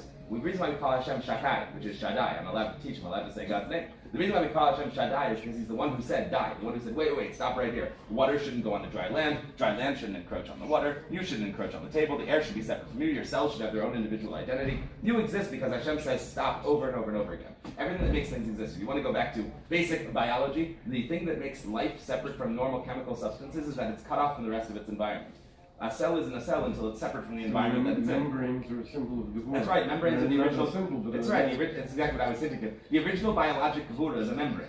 That's what makes you you. The entire reason you exist and you're not part of the everything is because of Gevura. So you owe a lot to Gevura. In addition to that, all of the greatest brachas come through Gevura, and you need no greater proof for that than Yitzchak himself. We have Yitzchak, we have this very tiny story about Yitzchak. Avram, we have like 4 parshas, 4 parshas, all about Avram Avinu. We have Avrams all over the Torah. And Yaakov's a really big deal. Yitzchak gets like half a parsha about him, and most of the parsha isn't about him. Right? Parshas Chayesar is the story of somebody getting married to Yitzchak. When we meet Yitzchak like once, he's Lasuach Basada, he's barely showing up. In Avram's story, he's an accessory. He's the guy who gets tied up and almost murdered, but he's not in the story. I don't even know if he has a speaking role. If you're acting out the story of the Avos and Imais, Yitzchak has like 5 lines. He barely talks. He almost never says anything. In the Akedah, he does. No, but like once. He has like 8 speaking lines. He says almost nothing. He says, hey, why are we walking up here? That's the entire story. Yitzchak does not talk much. He gets a very small parsha dedicated to him, and all of his stories are basically Avram rehashes. He also goes down to a hostile environment. He also pretends that his wife is his sister. Things also don't go well for him initially, and then later on go well, but it's like the short version. Yitzchak does not have much story to him. He really isn't discussed much. Yitzchak is barely one of the others. And at the same time, you know where he really talks? He has one big speaking role. He has what you would call in art a soliloquy. There's one period of time where he just goes.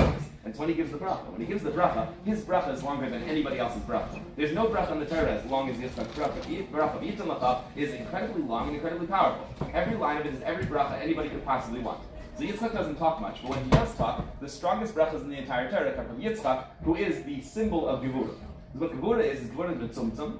Gevura is not so, doesn't talk, it doesn't have a lot of flash. So if you want to know where the greatest brachas come from, it's also power. Gevura is power and it's quiet power. You probably know that somebody who needs to show off a lot and wave around things in your face usually isn't all that powerful or all that impressive, right? People who have to show what they are not as impressive. The most impressive, the most powerful people usually quietly sit in the corner, and then when they need to show their strength, they show their strength, either verbally or physically. The strongest people in the world don't have to constantly be flexing their muscles, but they're big deal. Yitzchak is power. What Gevura is power. He doesn't talk too much. When it's time to give a bracha, he gives a bracha. So Gevura is like that. Gevura is stringency on one hand, it's quietness on one hand, it's unimpressive on the surface. Dig beneath it though, Gevura also means Gevura. Gevura means power, powerful, to punish. Many CEOs are introverts. Huh? Many what? Many CEOs are introverts. There you go. The most powerful people in the world. That's the thing. Powerful people don't have to tell you they're powerful. But every now and then you get to see a glimpse of it and you go, oh wow, that's power. That's what Gevura is. So we owe a lot to Gevura, and Gevura is very positive. It's where brachas come from. At the same time, Gevura obviously can be a negative attribute too.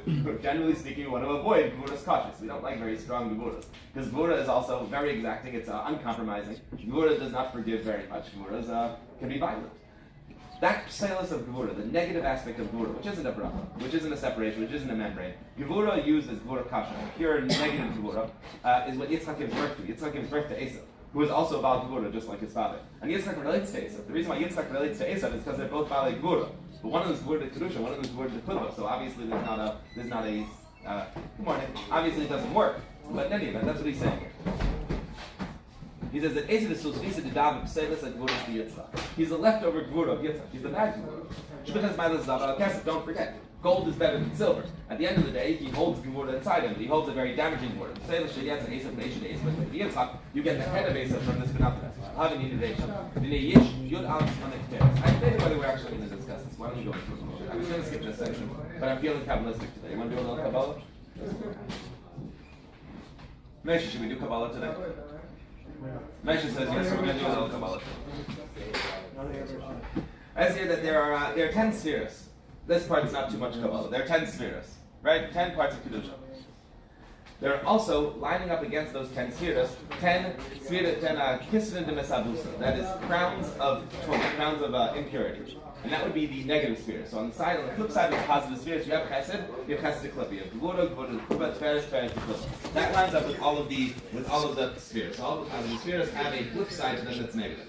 And on the negative side, the reason why these negative spheres are able to exist in the first place is because they get all of their health, they get all of their nurture from the positive side. So chesed de klipa gets all of its highest from the fact that there's a chesed de kedusha that gives it life. However, it doesn't give it life in a positive way at all. It gives it life, and that life is entirely sucked up inside it. Nivla. It's entirely absorbed within it. So klipa ends up getting a battery pack from kedusha, but it isn't affected by the battery pack in a way that makes it stronger. It doesn't become any holy because it has it. It just remains alive because of it. This is nivla, the same thing. It's swallowed up in it. This is not what we want. Ideally, when klipa is connected to kedusha, the dream here is that klipa will connect to kedusha and will become better. But in most cases, what happens is that klipa connects to kedusha and eats it alive, and then there's no kedusha left to it whatsoever.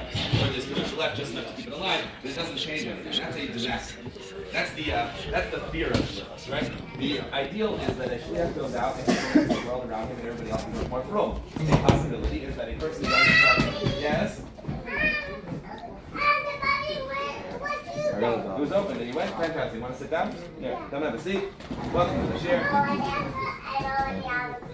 Over there. Here. Exciting morning.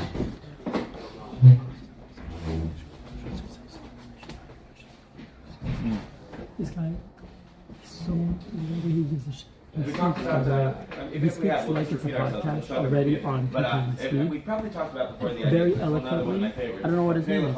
Very eloquently, he's explaining in Yonim and Chassidus like really well.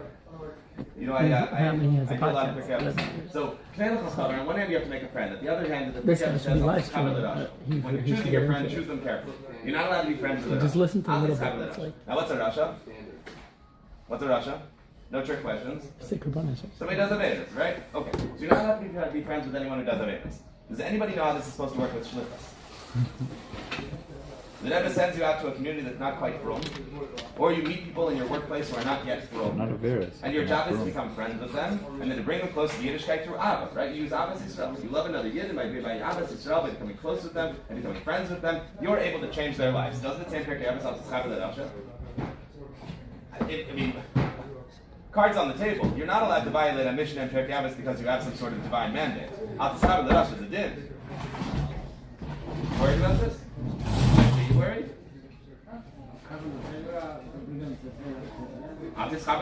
So do it from a distance. Yell at them. Throw rocks. Get one of the. There are people around here who use the loudspeaker method to great effect. Get on a megaphone and tell them they're Ishmael. They stop. I don't know.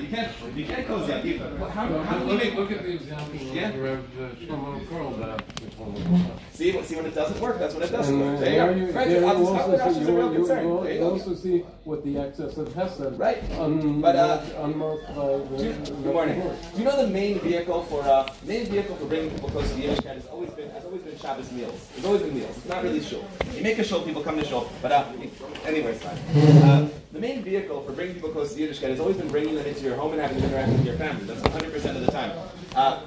Last week I was at the Pigisha. There was a panel. I probably told you some of the things on the panel. One of the things that came up that I really liked is there was a Mrs. Sharpstein who was on the panel, and somebody asked her how to deal with feminism and Judaism, and the question was that I've heard before from people who don't like women that a woman's role is in the kitchen. What do you think? What does Chabad say about this? So Mrs. Sharpstein was asked this question. Mrs. Sharpstein answered, "I believe a woman's role is in the kitchen." And the room went silent. You know this trick that shluchim do. They start by saying something outrageous, then they get you, right? So the room goes silent. "I believe a woman's role is in the kitchen." And a gasp went up from the audience. And then she goes, "And I believe a husband's role is in the kitchen, and a child's role is in the kitchen, and your entire community belongs in the kitchen because Judaism happens in the kitchen." And she went on to explain that the workplace is actually an unideal place to be for both men and women. Nobody really wants to be out there in the workplace. The place where Yiddishkeit happens is in the home. And the place where people become frum is in the home. The place where Yiddishkeit stays is in the home. The home is where things matter, right? So if you want to say that someone belongs in the kitchen, all you're giving them is a compliment. Now honestly, everybody ideally belongs in the kitchen, and it's b'diavad that people have to leave the kitchen sometimes. But b'diavad, and as she pointed out very accurately, there's not a single mitzvah. She said it, and immediately my mind started going, can I think about pircha? Can I shlug her up? But my first thought was, I wasn't going to do it at the panel, but she immediately got me thinking. She said to the students, she said that, that there's not a single mitzvah that can only be done in shul, but there are several mitzvahs that can only be done in your home. And I immediately started thinking, is that really true? I still can't think of one. A mitzvah that can only be done in shul. I can't think of a single one. She might be right. And whereas there are many mitzvahs that are totally on the house. So if you want to know where Kedusha is, it's certainly, even if you find one exception, obviously more are involved in the home. The mitzvah. Yeah, but it's not a mitzvah. Is there any mitzvah that can only be done in shul and nowhere else? I'm not sure there is. Which gives you an idea of where holiness really is. Kedusha is in the house. When we say that a woman's in a karas habayis, we're not putting her into the house. We're saying you get to be in Kedusha, and it's a shame that some people have to spend some of their day in Klippa. Klippa being work and shul. And base medrash, frankly. I get it. We make a minion in Shiva homes all the time. I mean, it's true, for sure. If you want to talk about where Amach and Kaddish is, obviously shul's not a, I don't mean to trash shuls, but I do mean that we don't give enough credit to what a home is. So if you want to make somebody frum, we don't make people frum, it's a good expression, but allow it for a minute. If you want to increase someone's frumkeit, the way you increase their frumkeit is by inviting them into your home, they sit down at your table, they talk to your kids, they see what it's like to live in a Jewish home. This is what affects people. Talk to any Baal Tshuva, and talk to any Ger Tzedek, and ask them what really turned them in the right direction. I guess a small percentage in Muncie are going to say hallucinogenics, and the rest of them are going to say, from that callback from last week, the rest of them are going to tell you that it's because they saw Yiddishkeit in a home and wanted their homes and wanted their families to be like that. Nobody must from. Nobody switches their life over because they heard a really good shir. It doesn't happen. They come from because of homes. Now, that means you have to become their friend. Okay, it's a mission that says you're not allowed to do this. I'm not allowed to bring that Russia into my house. I'm not allowed to put a Russia at my table with my kids. I'm not allowed to buddy up to a Russia. How do you do this work? On one hand, I told you the only effective way is to be friends. On the other hand, I've told you that it is usher to do this. You take Yitzhak's point of view, what might be perceived as a Rasha has the potential for teshuva.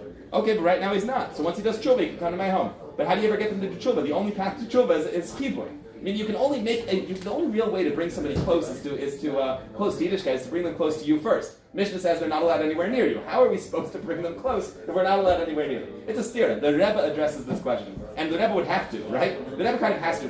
I don't mean to put this on the Rebbe, but the Rebbe kind of forced us into this corner. He'd better have an answer. So the Rebbe does have an answer to this. The Rebbe says, Al-Tischaber l'Rasha means you're not allowed to become friends with a Rasha. What is a chaver? What's a friend? In a friend, there's a hashpah that goes both ways. I'm mashpia on you, and you're mashpia on me. I can talk to my friend. My friend, when I'm in a bind, when I'm having trouble, my friend pulls me out of a hole. That, off the table, out of the question. A shliach has no place being a chaver with somebody who's not yet from. Loving them, taking care of them, being a mashpia on them, taking care of every one of their needs, being like a parent, being like an older brother, being like an older sibling, where you're giving the hashpah. My children, I love them so much. I would die for them very easily. It's not even a question. But they're not my friends. They're my children. It's completely different. They don't get to have a hashpah on me. They're my makabel. And in the moment that a child has a hashpah on a parent, there's something dysfunctional about that relationship. But there's still It depends what you mean by hashpah, because probably a large part of Chabad shlichim have hashpah in the sense that they receive financial aid. We're talking spiritual. We're talking spiritual. They're not allowed to have a spiritual hashpah on you. And the moment that they have a spiritual hashpah on you, says the Rebbe, you can be sure that's not your shlichus and you should avoid them. If you know somebody who's not yet from, who's having a hashpah on your spirituality, that is a clear sign that that's not your shlichus, that's somebody else's shlichus. But you have no business being Al-Tischaber l'Rasha is a din. If the person's not yet from, they have a din Rasha, and Al-Tischaber l'Rasha is binding. You're allowed to have hashpah. The moment you sense that there, so there's a member of our community, distant community, not immediately in Pomona, but in the general area, who told me recently, I have to change enough details that it's not identifying. So I'm working through changing details. It's a little bit of lashon hara, but it's fun. it's lashon hara for a point. There's a member of the community issues in the broader Rockland area who regularly had been going to an shul, not mine, a different shul, a shul of Lubavitcher Chassidim, and recently started going to a shul that although they're Orthodox, they are just barely. Not a very frum place. Not a very frum place at all.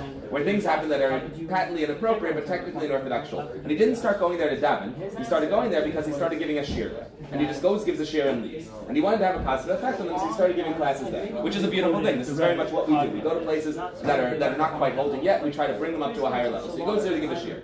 And I saw him the other day in a mikveh, which is where all the good conversations happen. Don't worry, it wasn't you, obviously.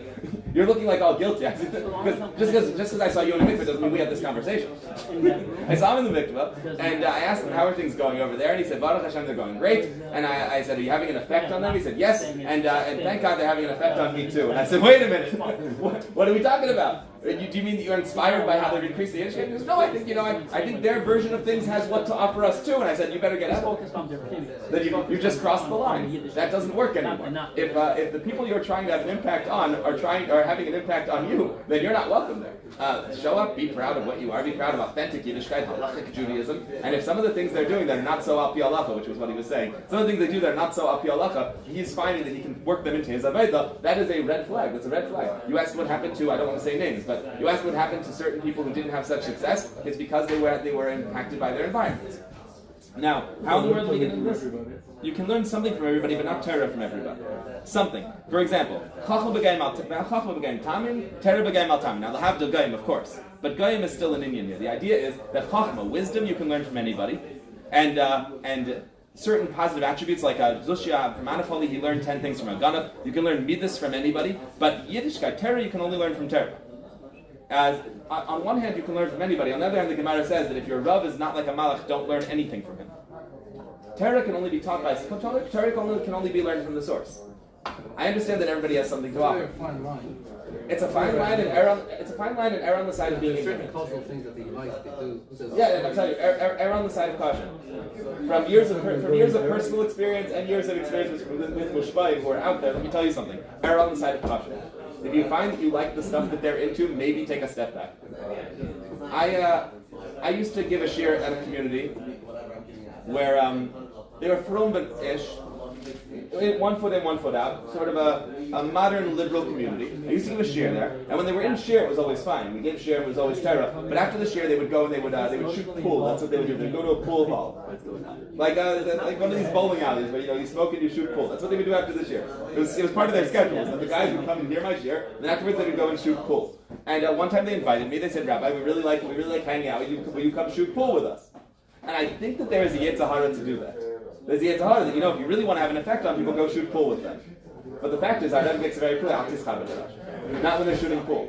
We're friends when you're in shir. Outside of shir, if you're going to shoot pool, you're not going to teach me how to play pool. I understand that this is difficult to hear because everybody wants to throw themselves in feet first. But I'm also telling you that there is a line. The reason why Chabad Shlichus is so successful is because we have barriers. There's lines set up. And with your interest in geometry and physics, obviously it's an attractive... That's right. I could beat them at pool. I know math. But let me tell you something. There are very strict rules to engaging in this work effectively. If you want to have an impact on other people, step one is they can't have an impact on you. You haven't heard before we just explaining. Now the reason why we got into this is because of Kabbalah. Chesed de Kedusha gives power to Chesed de Klippa.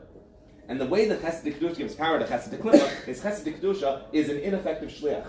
Chesed de Kedusha goes over to Chesed de Klippa and says, I'm going to give you Aaron Chayes. And Chesed de Klippa goes, great, I'll swallow you up and I will use you to give me a boost, but meanwhile, I'm not going to ever become any better. It's nivla b'seichel. And a shliach's job is to make sure that they're never nivla b'seichel. You have an effect on them, but it's supposed to be that you're having ashpan. Chesed de Kedusha, Chesed de Klippa only gets its highest, but doesn't get any change from Chesed de Klippa. That's what he's saying. Saying, you have 10 and 10. We'll get to it in a second. When it comes to Kedusha, Kedusha is always the They have a saga and Hashem's Kedusha, they always get. When it comes to Klippa, they raise themselves up like an eagle, with incredible chutzpah. Next page, goats. Any chayes that comes to them, any kedusha that gets into them, immediately goes into exile by them. Even though they get the chayes from kedusha, they don't become bottled to it. They're adarabah, the opposite. They raise themselves up, kenesha, like an eagle. And whatever chayes they get, it gets swallowed in them. This is an ineffective shlichus. An effective shlichus would be the yavah hashba. What happens is, it ends up taking over completely. But the question is that if they swallow Kedusha the moment Kedusha hits them, then how exactly are they staying alive? If every bit of and every bit of Kedusha that they get immediately gets swallowed inside them, how does Klippa remain alive at all? It consumes everything it has. When it's done consuming it, it's gone. What gives Klippa its power? And the answer is that there is an aspect of Kedusha that is called Makif that gives it its power anyway. So it has an extra level called Makif, which is this level that transcends Klippa, that is not ever swallowed by Klippa, and that's the idea. That's the idea of a shliach. The idea of shlichus is that there should be a healthy distance between the mashpia and the makabel. That is, that we take care of it. We take care of you. We have a hashpah on you. We are able to give you chayas so that you can live and that you can grow and that you can come closer to kedusha. But at the same time, you can't touch us. It's a makif. And the moment that a shliach becomes, and by shliach here I mean anybody involved with people who are not yet from, is the moment you get close enough that they can drag you down to where they are, you're operating in the Sphira model instead of the Makif model. And Sphiras that interact with Sphiras Misabusa, they get Nivla B'Seicha. And Makif that interacts with the Sphiras, they end up giving them Chayas. The idea is to be a Makif. So when it says Al Tischaber the Rasha, what it means is, don't become a Pnimi by your Mushbayim. What it means is be a Makif to your Mushbayim. A Rav should be a Rav, it turns out. They can, you can pretend we're all friends, but we're not all friends, not yet. Huh? Far-flung place. It depends on when he hangs out with them, whether he is still a shliach in his mind or whether he's being influenced. It's all about what goes on in your head. You can act like a friend. But the fact is that a real friend is someone who is ready to receive as much as they're ready to give, and that's not for somebody who's not yet from. Once they're from, great. But in the stage where they still have some problems inside them, it's not time to receive yet. It's time for you to give. You have to give until they're ready to be givers themselves. They know me as a friend. And I know that that's not what people want to hear. Because I know people have Yetzaharas. I sometimes speak to your Yetzahara and it kicks me back. You know what? I'll kick it back.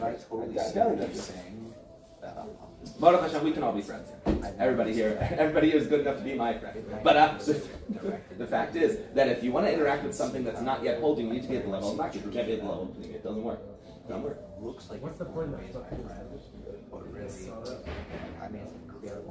From this mimer, unclear. From other mimer, it sounds like a little spark stays there. So Nivul B'Seicha does give it its highest at the very least, and that sort of gives it the ability to then interact with the makif. From this mimer, it sounds like it's no point at all. It's a complete loss. And as a matter of fact, as the mimer goes on, it sounds like Yitzchak was going to make that same mistake, and Rivka was like, "You better makif this guy." That's where the mimer sort of goes. Is that Yitzchak has the idea of going into Esav in a pneumistic way, being his friend, giving him a bracha as an equal, and Rivka and Yaakov understand that you can't. I give you many examples of this, although all of them are uncomfortable. But as long as our mimer is mostly fabrengen, let me bring you to the end logically of that. Mimer is that Yitzchak understands what Esav is and Rivka understands what Esav is, but they have completely different approaches to their shlichus. Yitzchak's approach is that since Esav has a holy spark inside, and this is a yid, this is a neshama, he has a holy spark in him, I can level with him, I can be an equal with him, and there's Al Tischaber the Rasha, and together we will influence each other, and Esav will pull out his holy spark. Meanwhile, Rivka says, the only way you can really interact with this guy is as a makif. You've got to stay far away from him, and you've got to have an influence from afar. And if you really want to interact with somebody directly, that's got to be Yaakov. So the machlekes comes down to which form of shlichus is more effective, and in that respect, Yitzchak kiviyachol makes a mistake. He's not making any mistake about who he's dealing with. He knows Esav is a Rasha. He knows Esav could be a tzaddik, and he's hoping he can help Esav do tshuva by getting in the weeds with him. And the answer is you can't get in the weeds with somebody if you want to make them better. So he was saying that you're saying That's right. He was hoping that he could put enough. He was hoping that he could put enough payoff into Esav in order to bring him out. Yes, let's bring it to. Let me say it a little differently because the mimer also says it a little differently. The mimer also says that he hoped that Esav wouldn't have to die. So there's two ways to get rid of Klippa. One way to get rid of Klippa is to completely smash it, to destroy it. That's Esav is going to be completely rooted out. Esav's children are going to be completely destroyed. Bilam is the Netzach. When Mashiach comes, we just completely destroy Esav and all of his descendants. But that wasn't always the plan. At this point, there was still a possibility that Esav could become a tzaddik and that he wouldn't have to destroy him. There'd be his hapcha instead of his skafah. There would be a flip over of Esav and make him die. So at this point, Yitzchak and Rivka are arguing over the fate of their son, also in Gashmis. Rivka's saying he's a lost cause, we're throwing him in the garbage. Let Mashiach come and kill him. And Yitzchak's saying, I think I can talk to him. Right, I can get to the spark and turn Esav into something worthwhile. And Rivka's going, you can't get to that spark. You can interact with it as a makif and ultimately be deich l'gam. So it's a machlekes of what to do with a spark. But Rivka recognizes. That's a good point. He's saying that's great. You hear this? No, I didn't. I'll read it a little bit differently, but it's great. I love this idea. It's from you? It's great. It's brilliant. He's saying, look at where they come from. Yitzchak had met several Balei Tshuva. First of all, his parents were shluchim. I mean, he grows up in a Chabad house. He's met by each other. He watches Avram make a bunch of people better. How does Rivka grow up? Around Rishayim need to be completely destroyed, right? So her entire experience is irretrievable Rishayim, and his entire experience is retrievable Rishayim. So it's a very interesting point that they come from different points of view. I haven't seen that written anywhere, but I really like the idea. It's a smart idea. In any event,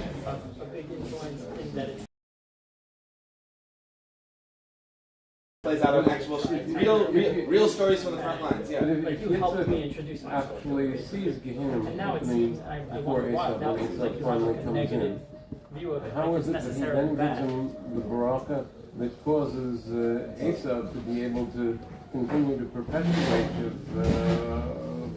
Ra in the world? He doesn't totally give up. When he says Mishpanei Haaretz, he gives him the fatted land. He doesn't totally give up on Esau.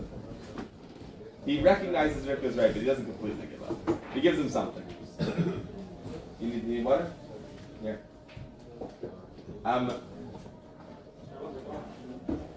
Here's one phenomenon that's very unhealthy that you see sometimes on Shabbos. Is that sometimes a congregant, I don't know what it's called, and I hope most Rabbanim say no, but the fact is a lot of Rabbanim say yes. Now when they say yes, it's for two reasons. Reason number one is because maybe they really do. Everybody has a different Yetzer Hara, and some people have that Yetzer Hara. Fortunately, by the way, it's not a terribly common Yetzer Hara. Of all the Yetzer Haras, one of the least common ones is Sfekus and Emunah, it turns out. We talk about it like it's a real common one, it's not terribly common. It's a small percentage of the population. The majority of Yidden don't have that Yetzer Hara. Trust me, they have other ones. There's ones that are very common. That's not one of the most common Yetzer Haras as it happens. But some people have it, so it's possible he's telling the truth. What is even more possible, though, in most cases, is he's actually not telling the truth. He's trying to be relatable. Of course, we all doubt sometimes. In the effort to become relatable, what a person does is they try to have an impact on somebody from a pnimi instead of a makif. And the impact of having a pnimi relationship with somebody who's still struggling with their emunah is that you end up being nivla b'seichei. They swallow that up, and now they just have one more rabbi, one more holy person who has the same problems they have. And that doesn't make them any better, because it's nivla b'seichei. What does make them better? A makif. No, I don't. Some people don't. I'll help you not. A makif relationship brings somebody up. A pnimi relationship with somebody who's not yet frum gets swallowed inside them and gets turned into something that they can use as fuel for their Yetzer Hara. This is exactly what's happening over here. Chasidic klippa is given Chasidic kedusha. What it does is it swallows it and gives it fuel for its own Yetzer Hara. So sometimes a shliach believes he's leveling with people by acting real, when the truth is acting real is incredibly overrated. Being real is not overrated, but acting real is. Pretending that you have a struggle that you don't have in order to be relatable is something that is always nivla b'seichei. People swallow that up and they make it part of their case for continuing to do the wrong thing. So number one, don't fake problems you don't have. Number two, problems you have maybe fake sometimes. That's number two. Number two, I was at I think you've heard this before from me. I was at I have to always change details because enough people listen to these that somebody will eventually call me and go, stop talking about me in your podcast. I was at one of these Shabbatons for one of these groups, and I won't even say which group, that way we're very safe. One of these Shabbatons on one of these panels. It could have been anybody. But one of these Shabbatons on one of these panels, and there was another shliach on the panel with me, and the question that came up is, do you really believe Mashiach's coming in a world like this? It's a real bad, horrible world. Do you really think Mashiach's coming? And the question was not asked to me. Sometimes you get assigned a question. So the shliach got assigned the question, and they asked the shliach, do you really think Mashiach's coming? And the shliach says, I want to be honest with you.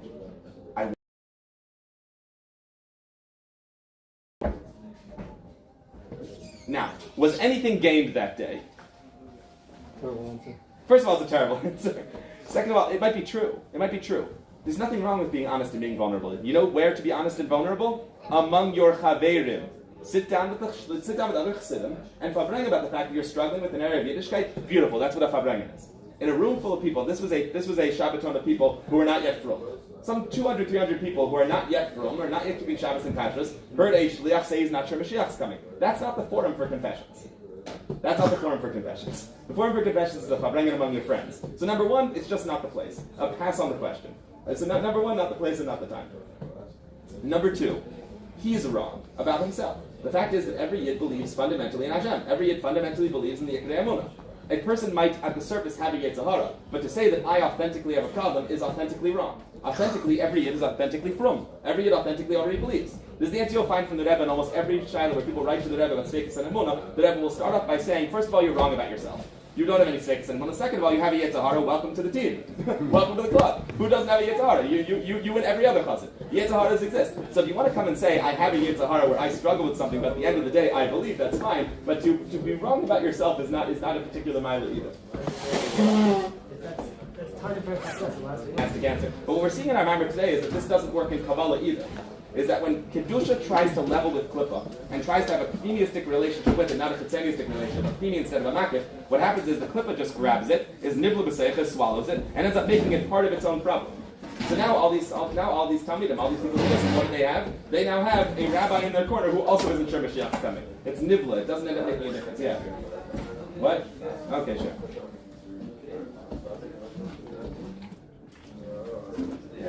Whoa.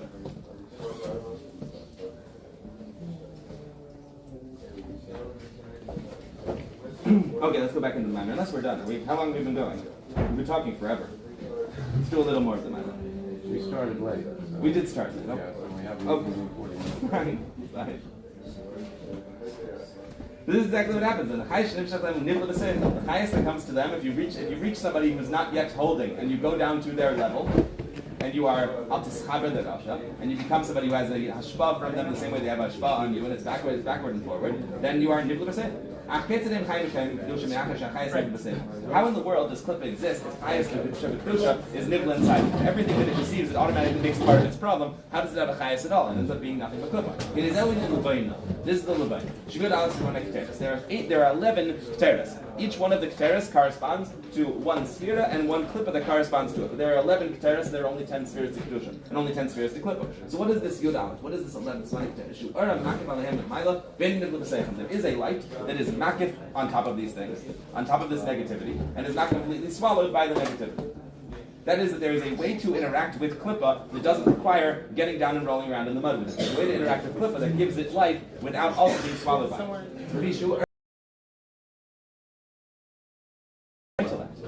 They don't feel it. Anything you put in there, is immediately swallowed. They're able to retain their chutzpah, able to retain their negative qualities because of the pneumistic relation. Not because of the Levaino, this Makuresh days, and this is the head of it. And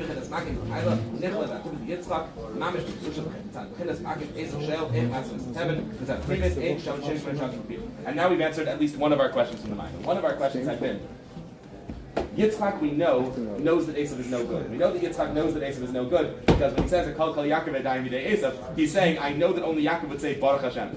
We know only Yaakov would say Yitzchak Hashem. So he knows that only Yaakov speaks nicely. Since he knows that only Yaakov speaks nicely, that means that he knows that Esav is inferior, at least in how he acts. At the same time, Esav asks him questions like, how do you take Meiser on Tevin? So he also knows him to be a tzaddik. He seems to be confused as Esav a tzaddik or a rav. And we now have our answer. Our answer is that he understood that Esav, at the level of his pnimi, at the level of how he actually acted, was having problems. But at the same time, he understood that he had a makif relationship with him, and at this makif level, there was a seichel to Esav that was no good. A seichel to Esav, the reish of Esav, the head of Esav, the makif of Esav. That level was already shaykh to Kedusha, and that part did not automatically swallow Klippa every time it interacted with it. So we understood Esav to be a duality. That there's a part of Esav that's holy, and a part of Esav that's not. And he was hoping, as we'll see in the rest of the Maimer, though we're not going to get to it today, as we'll see in the rest of the Maimer, the idea was that Esav could do tshuva. And he was hoping that he could, using this relationship that he had with Esav, sort of stoke the flame inside Esav and turn him into something worthwhile. And it turns out that that was not possible, but that was the dream. The dream was that Esav wouldn't have to be completely destroyed. Told you, it's a longer Maimer than it looked. All right. We have a breakfast, and who sponsored? You sponsored. And you sponsored in honor of?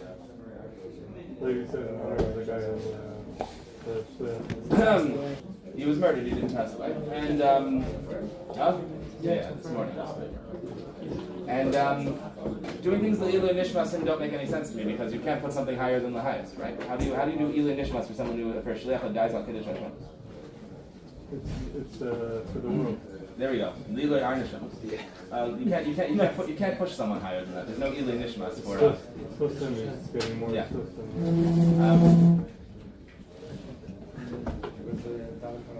We may as well talk about it a little bit, right?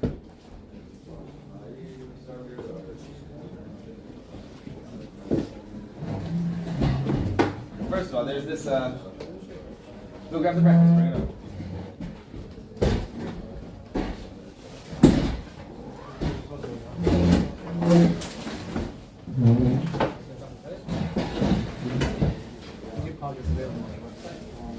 Yeah, if you go to any of the things and you Google my name, you'll find there's like 3 of them.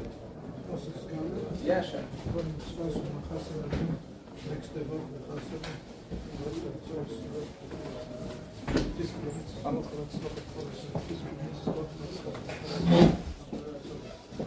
Like very much what you said about parenting relationship. Yeah.